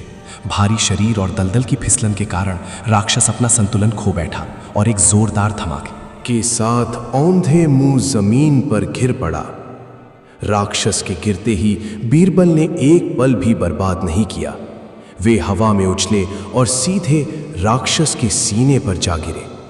उन्होंने अपनी दोनों हाथों से वो चमकती हुई स्फटिक की छड़ी पकड़ी और पूरी ताकत के साथ राक्षस के सीने में जल रही उस नीली आग के बीचों बीच घोंप दी। जैसे ही पवित्र छड़ी उस शैतानी आग से टकराई, एक भयानक विस्फोट हुआ। सफेद रोशनी की एक प्रचंड लहर चारों तरफ फैल गई। बीरबल हवा में उड़ते हुए दूर जा गिरे। राक्षस तड़पने लगा। उसके दोनों सिरों से दिल दहला देने वाली चीखें निकलने लगीं। धीरे धीरे उसके शरीर की सारी हड्डियां काली पड़ने लगीं और वे टूट टूट कर राख में बदलने लगीं। कुछ ही सेकंड में वो विशालकाय राक्षस राख के एक छोटे से ढेर में तब्दील हो गया। बीरबल धीरे धीरे उठे। उनके कपड़े फट चुके थे, पूरे शरीर पर खरोंचें थीं और वे बुरी तरह हाँफ रहे थे, लेकिन उनकी आंखों में जीत की एक चमक थी। उन्होंने जमीन से अपनी छड़ी उठाई। तीनों अंधे बाहर आ गए। तुमने कर दिखाया बीरबल, तुमने उस शैतान को मार गिराया, मुल्ला खुशी से चिल्लाया। ये तो बस एक मोहरा था, बीरबल ने मंदिर की तरफ देखते हुए कहा। असली शैतान तो उस दरवाजे के पार हमारा इंतजार कर रहा है। अब दलदल पार करने का रास्ता साफ हो चुका था। चारों धीरे धीरे मंदिर की उन उल्टी लटकी सीढ़ियों के पास पहुंचे। ये एक अजीब सा अनुभव था। जैसे ही उन्होंने सीढ़ियों पर पहला कदम रखा, इस दुनिया का गुरुत्वाकर्षण पलट गया। अब वे नीचे से ऊपर नहीं जा रहे थे, बल्कि ऊपर से नीचे की तरफ उतर रहे थे, जबकि मंदिर का गुंबद आसमान में था। 100 सीढ़ियां चढ़ने के बाद वे उस मंदिर के मुख्य द्वार पर पहुंचे। दरवाजे पर कोई कुंडी या ताला नहीं था। उस पर एक विशाल खोपड़ी की आकृति बनी हुई थी। बीरबल ने अपनी छड़ी आगे बढ़ाई। जैसे ही छड़ी की रोशनी दरवाजे पर पड़ी, वो भारी भरकम दरवाजा एक भयानक चरमराती आवाज के साथ अपने आप खुलने लगा। दरवाजे के अंदर घना अंधेरा था, लेकिन उस अंधेरे के बिल्कुल बीच में एक बहुत ही तेज नीली रोशनी धड़क रही थी। ये रोशनी किसी और चीज की नहीं बल्कि उसी शापित काली खोपड़ी की थी जिसके भीतर उस तांत्रिक की जान और इस पूरी दुनिया का वजूद कैद था। खोपड़ी हवा में तैर ही थी और उसके नीचे काले पत्थरों से बना एक हवन कुंड था। बीरबल ने मजबूती से कदम अंदर रखा, लेकिन जैसे ही वे तीनों अंधों के साथ मंदिर के अंदर पहुंचे, दरवाजे पीछे से जोरदार आवाज के साथ बंद हो गए। मंदिर के अंदर की हवा इतनी ठंडी थी कि सांस लेना भी मुश्किल हो रहा था। अचानक वो नीली रोशनी वाली खोपड़ी तेजी से घूमने लगी। हवन कुंड के अंदर से काले धुएं का एक बवंडर उठा। वो बवंडर मंदिर की छत तक गया और फिर धीरे धीरे एक भौतिक शरीर का रूप लेने लगा। वो धुआं छटा और वहां जो खड़ा था उसे देखकर बीरबल के रोंगटे खड़े हो गए। ये वही तांत्रिक था, लेकिन ये आगरा के महल में दिखने वाला पिशाच नहीं था। उसने अपनी शक्तियों की चरम सीमा को पार कर लिया था। उसका आकार अब एक आम इंसान से दोगुना हो चुका था। उसके सिर पर सींग निकल आए थे। उसकी पीठ से चमगादड़ जैसे विशाल और सड़े हुए पंख निकल रहे थे। उसके पूरे शरीर पर खून से सने हुए खौफनाक तंत्र मंत्र गुदे हुए थे। उसकी लाल आंखें अंगारों की तरह दहक रही थीं। तो मुगल सल्तनत का कुत्ता आखिरकार मेरी मांद तक पहुंच ही गया। तांत्रिक की आवाज अब इतनी भारी थी कि उससे मंदिर की दीवारें कांप रही थीं। तेरा खेल खत्म हो चुका है शैतान, बीरबल ने अपनी छड़ी को खोपड़ी की तरफ करते हुए कहा। आज ये खोपड़ी टूटेगी और इसके साथ तेरा गुरूर और तेरी सांसें भी। तांत्रिक ने जोर से अट्टहास किया। उसने अपना विशाल हाथ हवा में उठाया और एक ही झटके में अपनी उंगलियों से हवा को चीर दिया। बीरबल के हाथ से वो जादुई छड़ी उड़कर दूर जा गिरी। बीरबल निहत्थे हो गए। तांत्रिक ने बीरबल की तरफ एक कदम बढ़ाया। तूने मेरे रक्षक को मारा, मेरे माया जाल को तोड़ा, लेकिन तू एक बात भूल गया बीरबल। इस मंदिर के अंदर वो जादूगर की रोशनी काम नहीं करती। यहां सिर्फ मेरी अंधेरी शक्तियों का राज है। अब देख मौत असल में कैसी दिखती है। तांत्रिक ने अपनी आंखें बंद की और जोर से कोई पुराना और खौफनाक मंत्र पढ़ा। अचानक मंदिर के फर्श से अनगिनत कंकालों के हाथ बाहर निकले और उन्होंने बीरबल और उन तीनों अंधों के पैरों को जकड़ लिया। बीरबल हिल भी नहीं पा रहे थे। तांत्रिक अपने हाथ में एक विशाल खून से लथपथ कुल्हाड़ी लिए धीरे धीरे बीरबल की तरफ बढ़ रहा था। सखी की नजर बीरबल की गर्दन पर थी। बीरबल की छड़ी दूर पड़ी थी। तलवार म्यान से निकालने का मौका नहीं था, क्योंकि उनके हाथ भी अब उन कंकालों की पकड़ में आ रहे थे। मौत अब चंद कदमों के फासले पर थी। तांत्रिक ने कुल्हाड़ी हवा में उठाई। क्या बीरबल इस भयानक तांत्रिक के हाथों मारे जाएंगे? जब रोशनी की छड़ी दूर हो और हथियार काम ना आए, तो बिना हथियारों के बीरबल शैतान को कैसे हराएंगे? और वो शापित काली खोपड़ी आखिर कैसे टूटेगी? दोस्तों, क्या आपने कभी सोचा है कि जब इंसान के सारे रास्ते बंद हो जाएं, तो उसे क्या करना चाहिए? अपनी राय कमेंट में बताएं। इस वीडियो को दिल से लाइक करें, इसे अपने दोस्तों के साथ शेयर करें। और अगर आप देखना चाहते हैं कि बीरबल तांत्रिक को चकमा देकर उसकी खोपड़ी कैसे चकनाचूर करेंगे, तो तुरंत चैनल को सब्सक्राइब करें। अगले भाग में होने वाला है सबसे खौफनाक और रोंगटे खड़े कर देने वाला आमना सामना। तैयार रहिए। मंदिर के उस ठंडे और काले पत्थरों वाले फर्श से निकले हुए उन खौफनाक कंकालों के हाथों ने बीरबल के पैरों को किसी लोहे की जंजीर की तरह जकड़ दिया था। बीरबल का पूरा शरीर पसीने से भीग चुका था। उन्होंने अपनी पूरी शारीरिक ताकत लगा दी, अपनी नसों को खींच लिया, लेकिन वे अदृश्य और शैतानी हाथ टस से मस नहीं हुए। कंकालों की उन नुकीली और बर्फीली उंगलियों के नाखून बीरबल के जूतों को चीरते हुए उनकी त्वचा में धंसने लगे थे, जिससे एक असहनीय जलन और दर्द उनके पूरे शरीर में दौड़ रहा था। मंदिर के दूसरे कोने से उन तीनों अंधों, व्यापारी, मुल्ला और भिखारी की दिल दहला देने वाली चीखें गूंज रही थीं। उनके पैर भी उन शैतानी कंकालों की पकड़ में थे। वे जमीन पर गिरे हुए थे और खौफ के मारे हवा में अपने हाथ पैर मार रहे थे। और उनके ठीक सामने मौत अपना सबसे भयानक रूप लेकर खड़ी थी। वो तांत्रिक अब एक इंसान नहीं बल्कि एक विशाल काय पिशाच बन चुका था। उसकी ऊंचाई किसी ऊंचे पेड़ जितनी हो गई थी।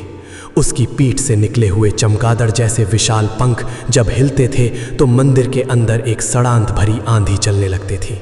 उसके शरीर की त्वचा कोयले की तरह काली और फटी हुई थी और उन दरारों में से उबलता हुआ लाल लावा झांक रहा था।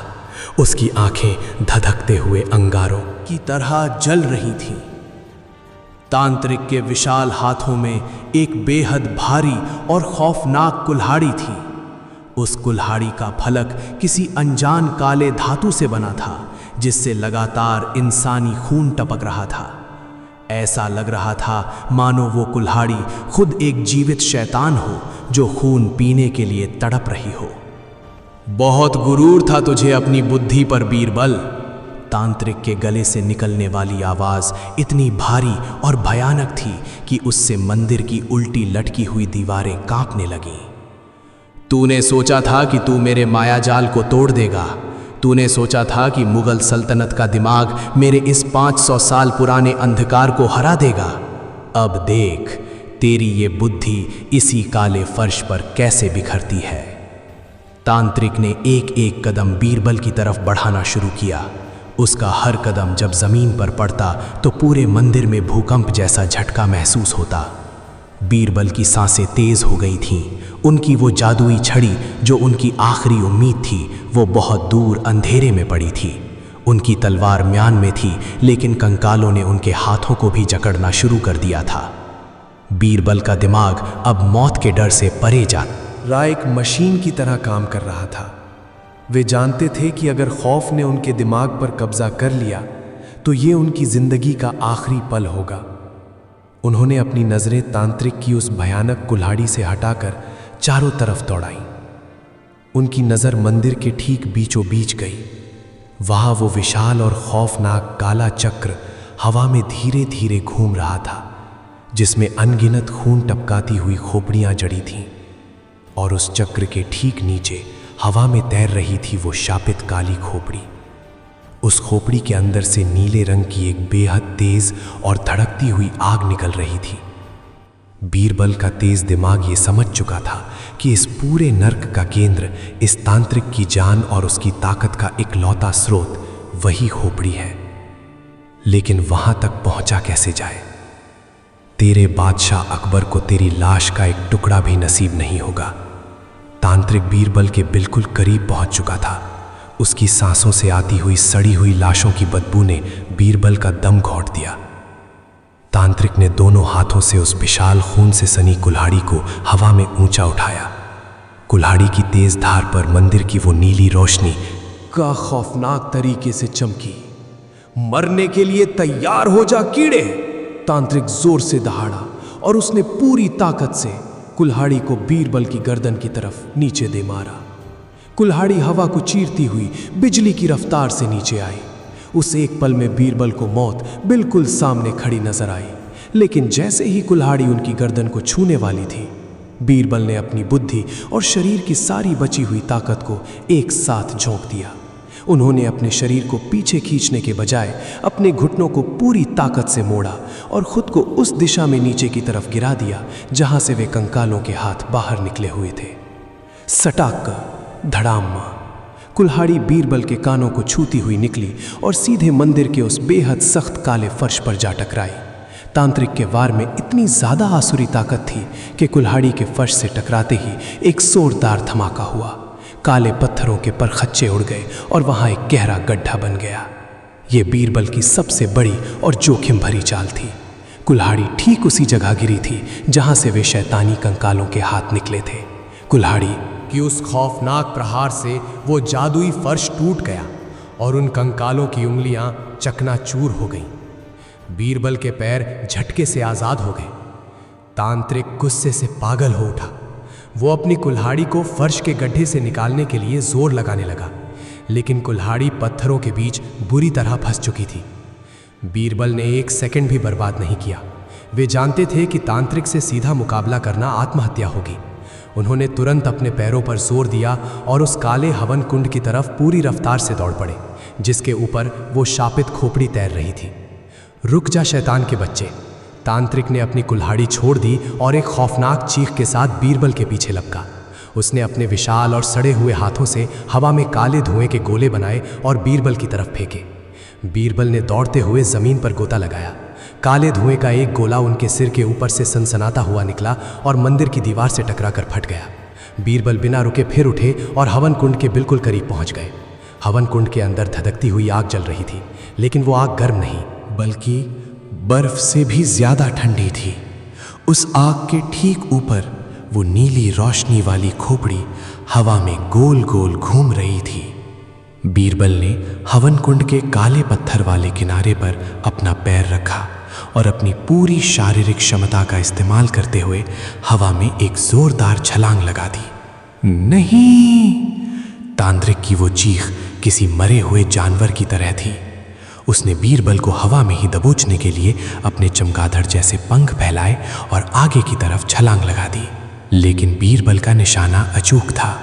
हवा में तैरते हुए बीरबल के दोनों हाथ उस शापित काली खोपड़ी तक पहुंच गए। जैसे ही बीरबल की नंगी उंगलियों ने उस खोपड़ी के खुरदरे और ठंडे हिस्से को छुआ, उनके शरीर में हजारों वोल्ट की बिजली का एक खौफनाक झटका दौड़ गया। बीरबल की नसें तन गईं और उनकी आंखों के सामने अंधेरा छा गया। उस खोपड़ी के अंदर कोई साधारण जादू नहीं था, बल्कि उसमें 500 सालों से तड़पती हुई हजारों बेगुनाह आत्माओं का दर्द और तांत्रिक की काली विद्या का जहर भरा हुआ था। वो जहर बीरबल के दिमाग में घुसने की कोशिश करने लगा। बीरबल को अपने कानों में भयानक आवाजें सुनाई देने लगी, तू मारा जाएगा, तेरा बादशाह मारा जाएगा, आगरा जलकर राख हो जाएगा। लेकिन बीरबल का मन किसी हिमालय की तरह अडिग था। उन्होंने अपनी इच्छा शक्ति से उस शैतानी आवाज को दबा दिया। उन्होंने उस खोपड़ी को अपनी उंगलियों में पूरी मजबूती से जकड़ लिया। गुरुत्वाकर्षण ने अपना काम किया और बीरबल उस खोपड़ी को लिए हुए सीधे मंदिर के फर्श पर आ गिरे। फर्श पर गिरते ही उनके कंधे और पीठ में भयानक दर्द उठा, लेकिन उन्होंने खोपड़ी को अपने सीने से लगाए रखा। खोपड़ी के अपनी जगह से हटते ही इस शापित दुनिया का पूरा संतुलन बिगड़ गया। मंदिर की छत के पास घूमता हुआ वो विशाल काला चक्र अचानक खुरदरी आवाज के साथ रुक गया। उस चक्र में जड़ी हुई हजारों खोपड़ियों की आंखों से बहने वाला खून एकदम से सूख गया। मंदिर की दीवारें किसी भूकंप की तरह हिलने लगीं और बाहर लाल आसमान में काले रंग की बिजलियां पागल की तरह कड़कने लगीं। तांत्रिक बीरबल से कुछ ही दूरी पर हवा में ही लड़खड़ा गया और भारी शरीर के साथ धड़ाम से फर्श पर गिर पड़ा। उसकी हालत अचानक बेहद खराब हो गई थी। उसके शरीर से निकलने वाला लता लावा ठंडा पड़ने लगा। वो अपने सीने पर हाथ रखकर बुरी तरह हाँफने लगा। उसकी लाल आंखों की चमक कम होने लगी। खोपड़ी के बीरबल के हाथ में जाते ही तांत्रिक की जान उसके शरीर से खिंचने लगी थी। मुझे मेरी वो चीज़ वापस दे दे। तांत्रिक घुटनों के बल खिसकता हुआ बीरबल की तरफ आने लगा। उसकी आवाज़ में अब वो गरज नहीं थी, बल्कि एक खौफनाक लाचारी थी। तू नहीं जानता तूने क्या पकड़ रखा है इंसान। बीरबल फर्श से धीरे धीरे खड़े हुए। उनका शरीर चोटों और घावों से भरा था। उनके कपड़े फट चुके थे और होठों से खून रिस रहा था, लेकिन आज उन खून से सने होठों पर एक ऐसी मुस्कान थी जिसने शैतान को भी डरा दिया। मैं बहुत अच्छी तरह जानता हूं कि मेरे हाथ में क्या है शैतान। बीरबल ने उस धड़कती हुई नीली खोपड़ी को अपने दोनों हाथों से पकड़ लिया। मेरे हाथ में तेरी मौत है। मेरे हाथ में तेरे 500 साल के पापों का घड़ा है, और आज ये घड़ा इस मुगल सल्तनत के एक वफादार सिपाही के हाथों फूटेगा। बीरबल ने खोपड़ी को फर्श पर पटक कर चकनाचूर करने के लिए हवा में ऊपर उठाया। रुक जा मूर्ख इंसान! तांत्रिक दर्द और खौफ से चीख पड़ा। उसने अपने दोनों हाथ आगे जोड़ लिए। शैतान अब जिंदगी की भीख मांग रहा था। अगर तूने उसे तोड़ा तो तू बहुत बड़ी गलती करेगा। इस खोपड़ी के अंदर इस पूरी दुनिया का वजूद कैद है। जैसे ही ये टूटेगी, एक ऐसा भयानक विस्फोट होगा जो इस पूरे मंदिर को, इस पूरी दुनिया को जलाकर राख कर देगा। मैं तो मरूंगा ही, लेकिन तू और ये तीनों अंधे भिखारी भी इसी नर्क में हमेशा के लिए जलकर राख हो जाएंगे। तुम्हारी आत्माएं कभी इस अंतराल से बाहर नहीं निकल पाएंगी। बीरबल के हाथ हवा में ही रुक गए। क्या तांत्रिक सच कह रहा था? ये अंतराल की दुनिया इसी खोपड़ी के जादू से बनी थी। अगर ये टूटी तो शायद सच में सब कुछ नष्ट हो जाए। बीरबल का तार्किक दिमाग इस बात की गंभीरता को समझने लगा। अगर वे यहाँ मारे गए तो आगरा में बादशाह अकबर उनका इंतजार ही करते रह जाएंगे। मंदिर में एक खौफनाक सन्नाटा छा गया। तांत्रिक की चाल कामयाब होती दिख रही थी। वो बीरबल के मन में शक का बीज बोने में सफल हो रहा था। तभी उस सन्नाटे को चीरते हुए एक आवाज गूंजी। ये झूठ बोल रहा है बीरबल। ला! बीरबल ने पलट कर देखा। वो आवाज उस अंधे व्यापारी की थी। वो व्यापारी जो 500 सालों से इस नर्क में डर और लालच के साए में जी रहा था, आज वो अपने पैरों पर सीधा खड़ा था। व्यापारी ने अपनी खाली और भयानक आंखों वाले चेहरे को तांत्रिक की तरफ घुमाया और पूरी ताकत से चिल्लाया, मैं एक व्यापारी हूं बीरबल। मैंने जिंदगी भर लोगों की आंखों में देखकर उनका झूठ पकड़ा है। आज मेरे पास आंखें नहीं हैं, लेकिन मैं इस शैतान की फड़फड़ाती हुई सांसों में इसका खौफ महसूस कर सकता हूं। ये अपनी जान बचाने के लिए तुम्हारे दिमाग से खेल रहा है। अगर ये खोपड़ी बची रही तो हम वैसे भी कभी बाहर नहीं निकल पाएंगे। इसे तोड़ दो बीरबल, बिना किसी खौफ के इसे तोड़ दो। तांत्रिक गुस्से से आग बबूला हो गया। तू चुप कर अंधे कीड़े, मैं तेरी जुबान खींच लूंगा। तांत्रिक ने अपना एक हाथ व्यापारी की तरफ उठाया, लेकिन उसके पास जादू करने की ताकत नहीं बची थी। व्यापारी की बात ने बीरबल के मन का सारा शक दूर कर दिया। बीरबल को वो बूढ़ा जादुई जोगी याद आया, जिसने कहा था कि शैतान सबसे पहले दिमाग पर हमला करता है। बीरबल ने अपनी आंखें बंद की। उन्होंने अपने परिवार, बादशाह अकबर और आगरा की उस खुशनुमा सुबह को याद किया। इंसानों को डराने का तेरा ये व्यापार आज हमेशा के लिए बंद होता है।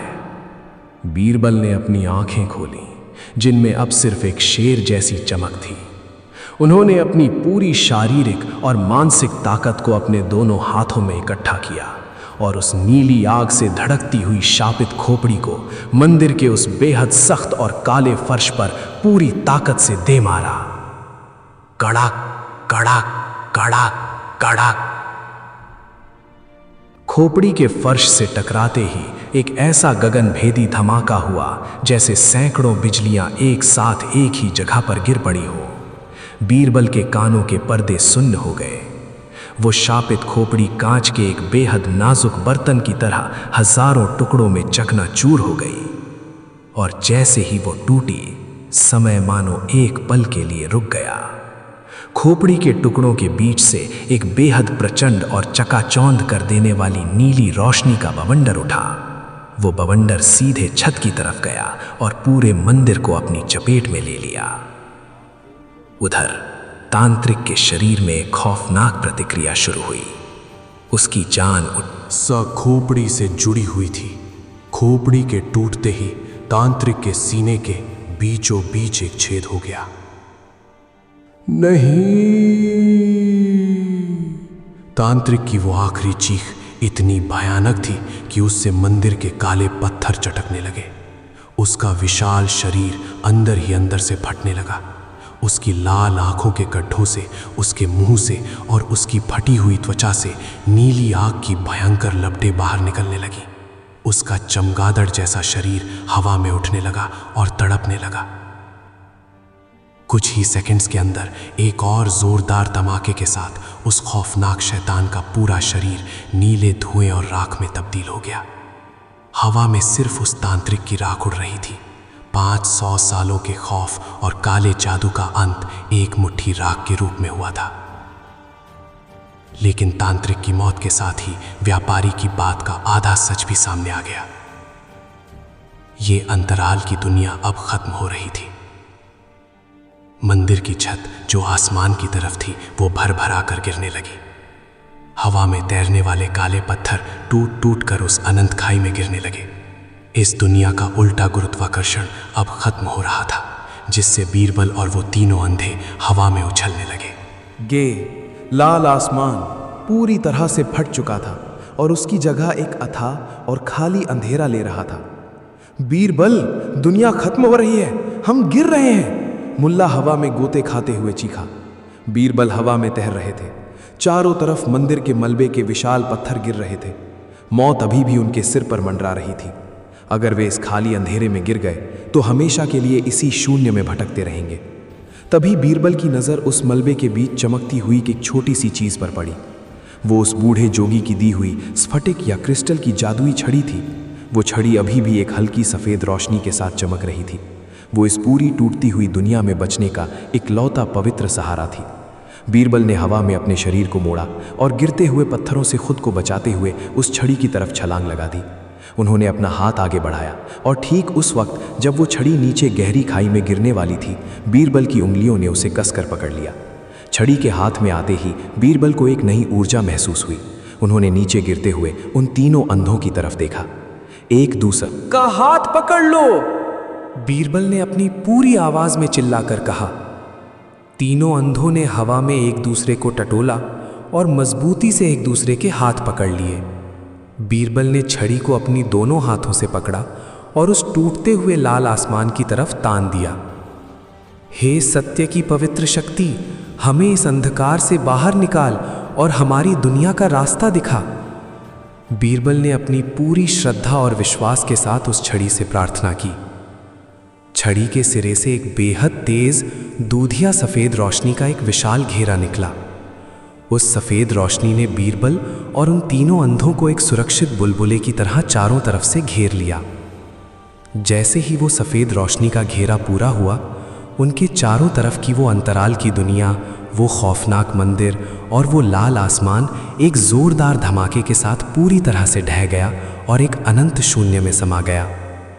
अब कुछ भी नहीं था, कोई आवाज़ नहीं, कोई ज़मीन नहीं, सिर्फ एक घुप अंधेरा और उस अंधेरे के बीच तैरता हुआ वो सफ़ेद रोशनी का गोला, जिसमें बीरबल और वे तीन अंधे बेहोशी की हालत में किसी अनजान मंजिल की तरफ तेज़ रफ्तार से खिंचे चले जा रहे थे। बीरबल की आंखें थकान और चोटों के कारण भारी हो रही थीं। उन्हें नहीं पता था कि ये रोशनी उन्हें यमलोक ले जा रही है या वापस इंसानों की दुनिया में। क्या मुगल सल्तनत का ये सबसे अनमोल रत्न अपने घर, अपने बादशाह के पास वापस लौट पाएगा, या किस्मत ने उनके लिए कोई और ही खेल रच रखा था? अंधेरे की दुनिया तो खत्म हो गई, लेकिन बीरबल और वो तीन अंधे उस रोशनी के बवंडर में कहाँ जा गिरे? क्या बीरबल सच में जिंदा वापस आएंगे? और उन 500 साल से अंधे लोगों का क्या होगा जब वे रोशनी में कदम रखेंगे? कहानी का अंत आपकी सोच से भी ज्यादा हैरान करने वाला है। दोस्तों, अगर बीरबल की इस चतुराई और बहादुरी ने आपके रोंगटे खड़े कर दिए हैं तो इस वीडियो को तुरंत लाइक करें। कमेंट में लिखकर बताएं कि क्या बीरबल की जगह आप होते तो उस खोपड़ी को तोड़ने की हिम्मत कर पाते। इस खौफनाक कहानी को अपने दोस्तों के साथ शेयर करें और सबसे ज़रूरी बात, कहानी के रोंगटे खड़े कर देने वाले आखिरी हिस्से यानी भाग 5 को देखने के लिए चैनल को सब्सक्राइब करके बेल आइकन ज़रूर दबाएं। मिलते हैं कहानी के सबसे बड़े और रहस्यमयी क्लाइमेक्स में। तैयार रहिए। वो सफ़ेद रोशनी का घेरा किसी तेज़ रफ्तार उल्का पिंड की तरह उस अनंत और खाली अंधेरे को चीरता हुआ आगे बढ़ रहा था। बीरबल का शरीर हवा में झूल रहा था। उनके कानों में एक अजीब सी भनभनाहट थी, जैसे हजारों हवाओं का शोर एक साथ गूंज रहा हो। थकान, चोट और उस जादुई सफ़र के दबाव के कारण बीरबल की आंखें बंद हो चुकी थीं। वे बेहोशी की गहरी नींद में जा रहे थे। अचानक वो भनभनाहट एक जोरदार धमाके में बदल गई। धड़ाम! बीरबल का शरीर किसी बेहद सख्त और ठंडी चीज से टकराया। इस जोरदार झटके से बीरबल की आंखें खुल गईं। उन्होंने गहरी सांस ली। इस बार हवा में राख और सड़ी हुई लाशों की बदबू नहीं थी। इस बार हवा में वो महक थी जिसे वे बहुत अच्छी तरह पहचानते थे। गुलाब जल, चंदन और रात की ठंडी ओस की महक। बीरबल ने अपनी भारी होती पलकों को झपकाया और उठने की कोशिश की। उनके हाथों के नीचे मखमल का एक बेहद मुलायम कालीन था। उन्होंने अपना सिर उठाया और चारों तरफ देखा। वे एक बहुत बड़े और बेहद भव्य कक्ष के बीचों बीच पड़े थे। कक्ष दीवारों पर कीमती फारसी कालीन टंगे थे। झूमरों में सैकड़ों मोमबत्तियां जल रही थीं, जिनकी पीली रोशनी से पूरा कक्ष जगमगा रहा था। कक्ष के भारी लकड़ी के दरवाजे टूटे हुए थे। बीरबल समझ गए कि वे कहाँ हैं। वे वापस लौट आए थे। ये आगरा के महल का उनका अपना ही कक्ष था। उनके हाथ में अभी भी जोगी की दी हुई वो स्फटिक की छड़ी थी, लेकिन उसकी रोशनी अब पूरी तरह से बुझ चुकी थी। वो अब सिर्फ एक साधारण पारदर्शी पत्थर का टुकड़ा बन चुकी थी। उसका जादुई काम पूरा हो चुका था। तभी टूटे हुए दरवाजों के बाहर से भारी कदमों और हथियारों के खनकने की आवाजें आईं। इधर उस कक्ष से आवाज आई है, किसी सैनिक की आवाज गूंजी। अगले ही पल दर्जनों मुगल सैनिक अपनी तलवारें खींचे कक्ष के अंदर दौड़ पड़े, लेकिन जब उन्होंने बीरबल को जमीन पर बैठे देखा तो वे अपनी जगह पर पत्थर बन गए। उनके चेहरे पर किसी भूत को देखने जैसी हैरानी थी। सैनिकों के पीछे से एक भारी और रोबदार आवाज आई, रास्ता छोड़ो। भीड़ को चीरते हुए हिंदुस्तान के शहंशाह जलालुद्दीन मोहम्मद अकबर तेजी से आगे आए। अकबर की आंखें लाल थीं, जैसे वे कई रातों से सोए न हों। जब उनकी नज़र बीरबल पर पड़ी तो शहंशाह के कदम वहीं रुक गए। उनके होंठ कांपने लगे और आंखों से आंसू छलक पड़े। बीरबल? अकबर की आवाज में वो भारीपन नहीं था, बल्कि एक खोए हुए दोस्त को वापस पाने की बेतहाशा खुशी थी। अकबर अपनी शाही शान और शौकत भूलकर दौड़ पड़े और उन्होंने घुटनों के बल बैठकर बीरबल को अपने सीने से लगा लिया। तुम वापस आ गए मेरे दोस्त, अकबर रूंधे हुए गले से बोले। पूरे 3 दिन और 3 रातें बीत चुकी थी। हमें तो लगा था कि उस तांत्रिक के काले माया जाल ने तुम्हें हमेशा के लिए हमसे छीन लिया। बीरबल ने मुस्कुराते हुए अकबर को प्रणाम किया। जहाँ पना, जब तक इस दरबार का नमक और आपकी दुआएं मेरे साथ हैं, तब तक साक्षात मौत भी मुझे आपसे दूर नहीं कर सकती। पूरे कक्ष में मौजूद सैनिकों ने अपनी तलवारें म्यान में रख लीं और खुशी से अल्लाहू अकबर के नारे लगाने लगे। महल में जो मातम पसरा था वो एक ही पल में जश्न में बदल गया। तभी बीरबल की नज़र अपने कक्ष के एक अंधेरे कोने पर पड़ी। वहाँ ज़मीन पर 3 लोग दुबक कर बैठे थे। वे वही व्यापारी, मुल्ला और भिखारी थे जो बीरबल के साथ उस रोशनी के बवंडर में खिंचाए थे। वे अपने चेहरों को अपने हाथों से छिपाए हुए थे और बुरी तरह कांप रहे थे। महल की तेज रोशनी और लोगों की भीड़ उनके लिए बहुत नई और डरावनी थी। अकबर ने उन तीनों को देखा और हैरान होकर बीरबल से पूछा, ये अजीब दिखने वाले अजनबी कौन है बीरबल, और तुम किस नरक में थे इन 3 दिनों तक? बीरबल धीरे धीरे उन तीनों के पास गए। जहां पना, ये वो लोग हैं जो 500 सालों से उस तांत्रिक के काले माया जाल में फंसे हुए थे। इनका लालच ही इनकी सजा बन गया था। उस तांत्रिक ने इनकी आंखें छीन ली थीं। बीरबल ने झुककर उस व्यापारी के कंधे पर हाथ रखा। डरो मत, हम वापस अपनी दुनिया में आ चुके हैं, तुम सुरक्षित हो। व्यापारी ने धीरे धीरे अपने कांपते हुए हाथों को अपने चेहरे से हटाया। उसने अपनी आंखों पर बंधी वो गंदी और खून से सनी पट्टी खोली। जब उसने आंखें खोली तो बीरबल, अकबर और वहां मौजूद हर इंसान की सांसें रुक गईं। व्यापारी की आंखों के गड्ढे अब खाली नहीं थे। वहां नई, बिल्कुल स्वस्थ और चमकती हुई आंखें आ चुकी थीं। मुल्ला और भिखारी ने भी अपनी पट्टियां हटाईं। उनकी आंखों की रोशनी भी वापस आ चुकी थी। 500 सालों का वो खौफनाक अंधापन, वो नर्क की सजा उस काली खोपड़ी के टूटते ही हमेशा के लिए खत्म हो गई थी। व्यापारी अपनी नई आंखों से उस जगमगाते हुए महल को देख रहा था। उसके आंसुओं की धार रुकने का नाम नहीं ले रही थी। वो फूट फूट कर रोने लगा और बीरबल के पैरों में गिर पड़ा। तुमने हमें सिर्फ मौत से नहीं बचाया बीरबल, व्यापारी ने सिसकते हुए कहा। तुमने हमें हमारा जीवन, हमारी रोशनी लौटा दी। हमने अपना सारा लालच, सारी मक्कारी उस अंधेरी दुनिया में ही छोड़ दी है।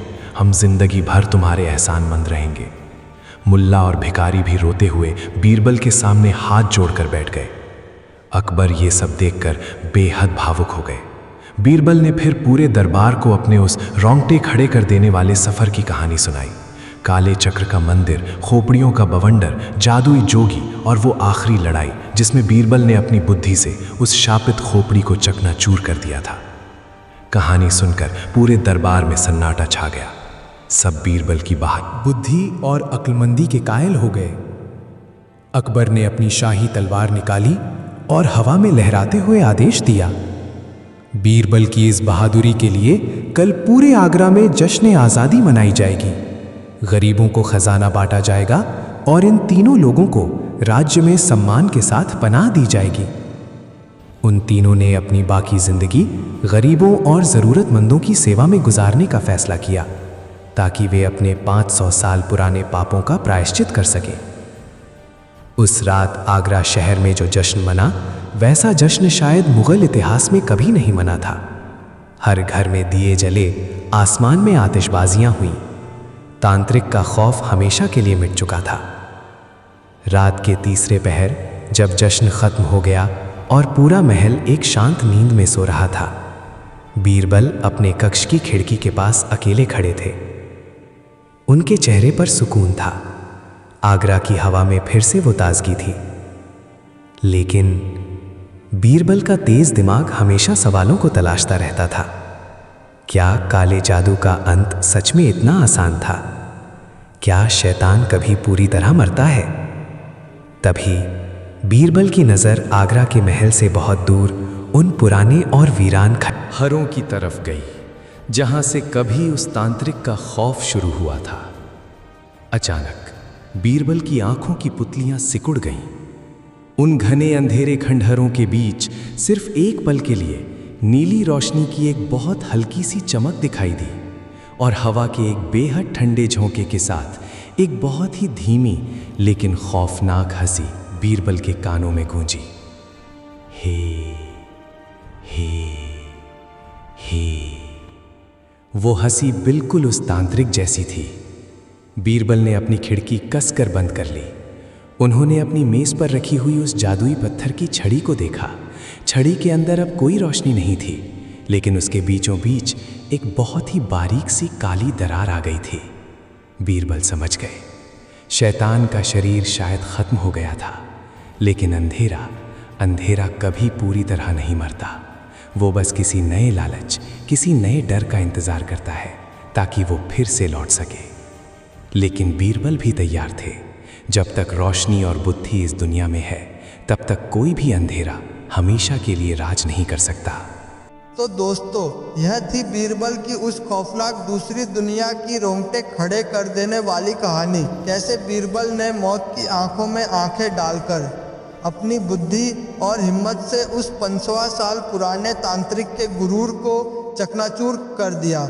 लेकिन आखिर में वो नीली रोशनी क्या थी? क्या तांत्रिक सच में वापस लौट आया है? इस कहानी से हमें एक बहुत बड़ी सीख मिलती है। इंसान का सबसे बड़ा दुश्मन कोई शैतान या तांत्रिक नहीं, बल्कि उसका अपना डर और लालच होता है। जिस दिन आप अपने डर पर काबू पा लेते हैं, उस दिन दुनिया का कोई भी शैतान आपको हरा नहीं सकता। अगर इस कहानी ने आपके दिमाग की बत्ती जला दी है और आपको बीरबल का ये हॉरर एडवेंचर पसंद आया है, तो वीडियो को एक जोरदार लाइक पालसीट ज़रूर दें। कमेंट बॉक्स में हमें लिखकर बताएं। अगर आप बीरबल की जगह होते और वो 500 साल पुरानी दुनिया में फंस जाते, तो आपकी सबसे पहली प्रतिक्रिया क्या होती? इस रोंगटे खड़े कर देने वाली वीडियो को अपने सभी दोस्तों और फैमिली ग्रुप्स में शेयर करें, ताकि वे भी बीरबल की इस अनसुनी कहानी का मज़ा ले सकें। और हाँ, अगर आप ऐसी ही दिल दहला देने वाली, रहस्यमयी और बुद्धिमानी से भरी कहानियाँ और देखना चाहते हैं, तो बिना देरी किए चैनल दिमाग की बत्ती को सब्सक्राइब आओ करें और वो नोटिफिकेशन वाली घंटी ज़रूर बजा दें, ताकि अगली बार जब अंधेरे का कोई नया राज खुले तो सबसे पहले आपके फ़ोन की स्क्रीन चमके। मिलते हैं बहुत जल्द एक और खौफनाक और दिमाग घुमा देने वाली कहानी के साथ। तब तक के लिए सुरक्षित रहें, अपना दिमाग चलाते रहें और याद रखें, अंधेरे में कभी पीछे मुड़कर मत देखना। जय हिंद।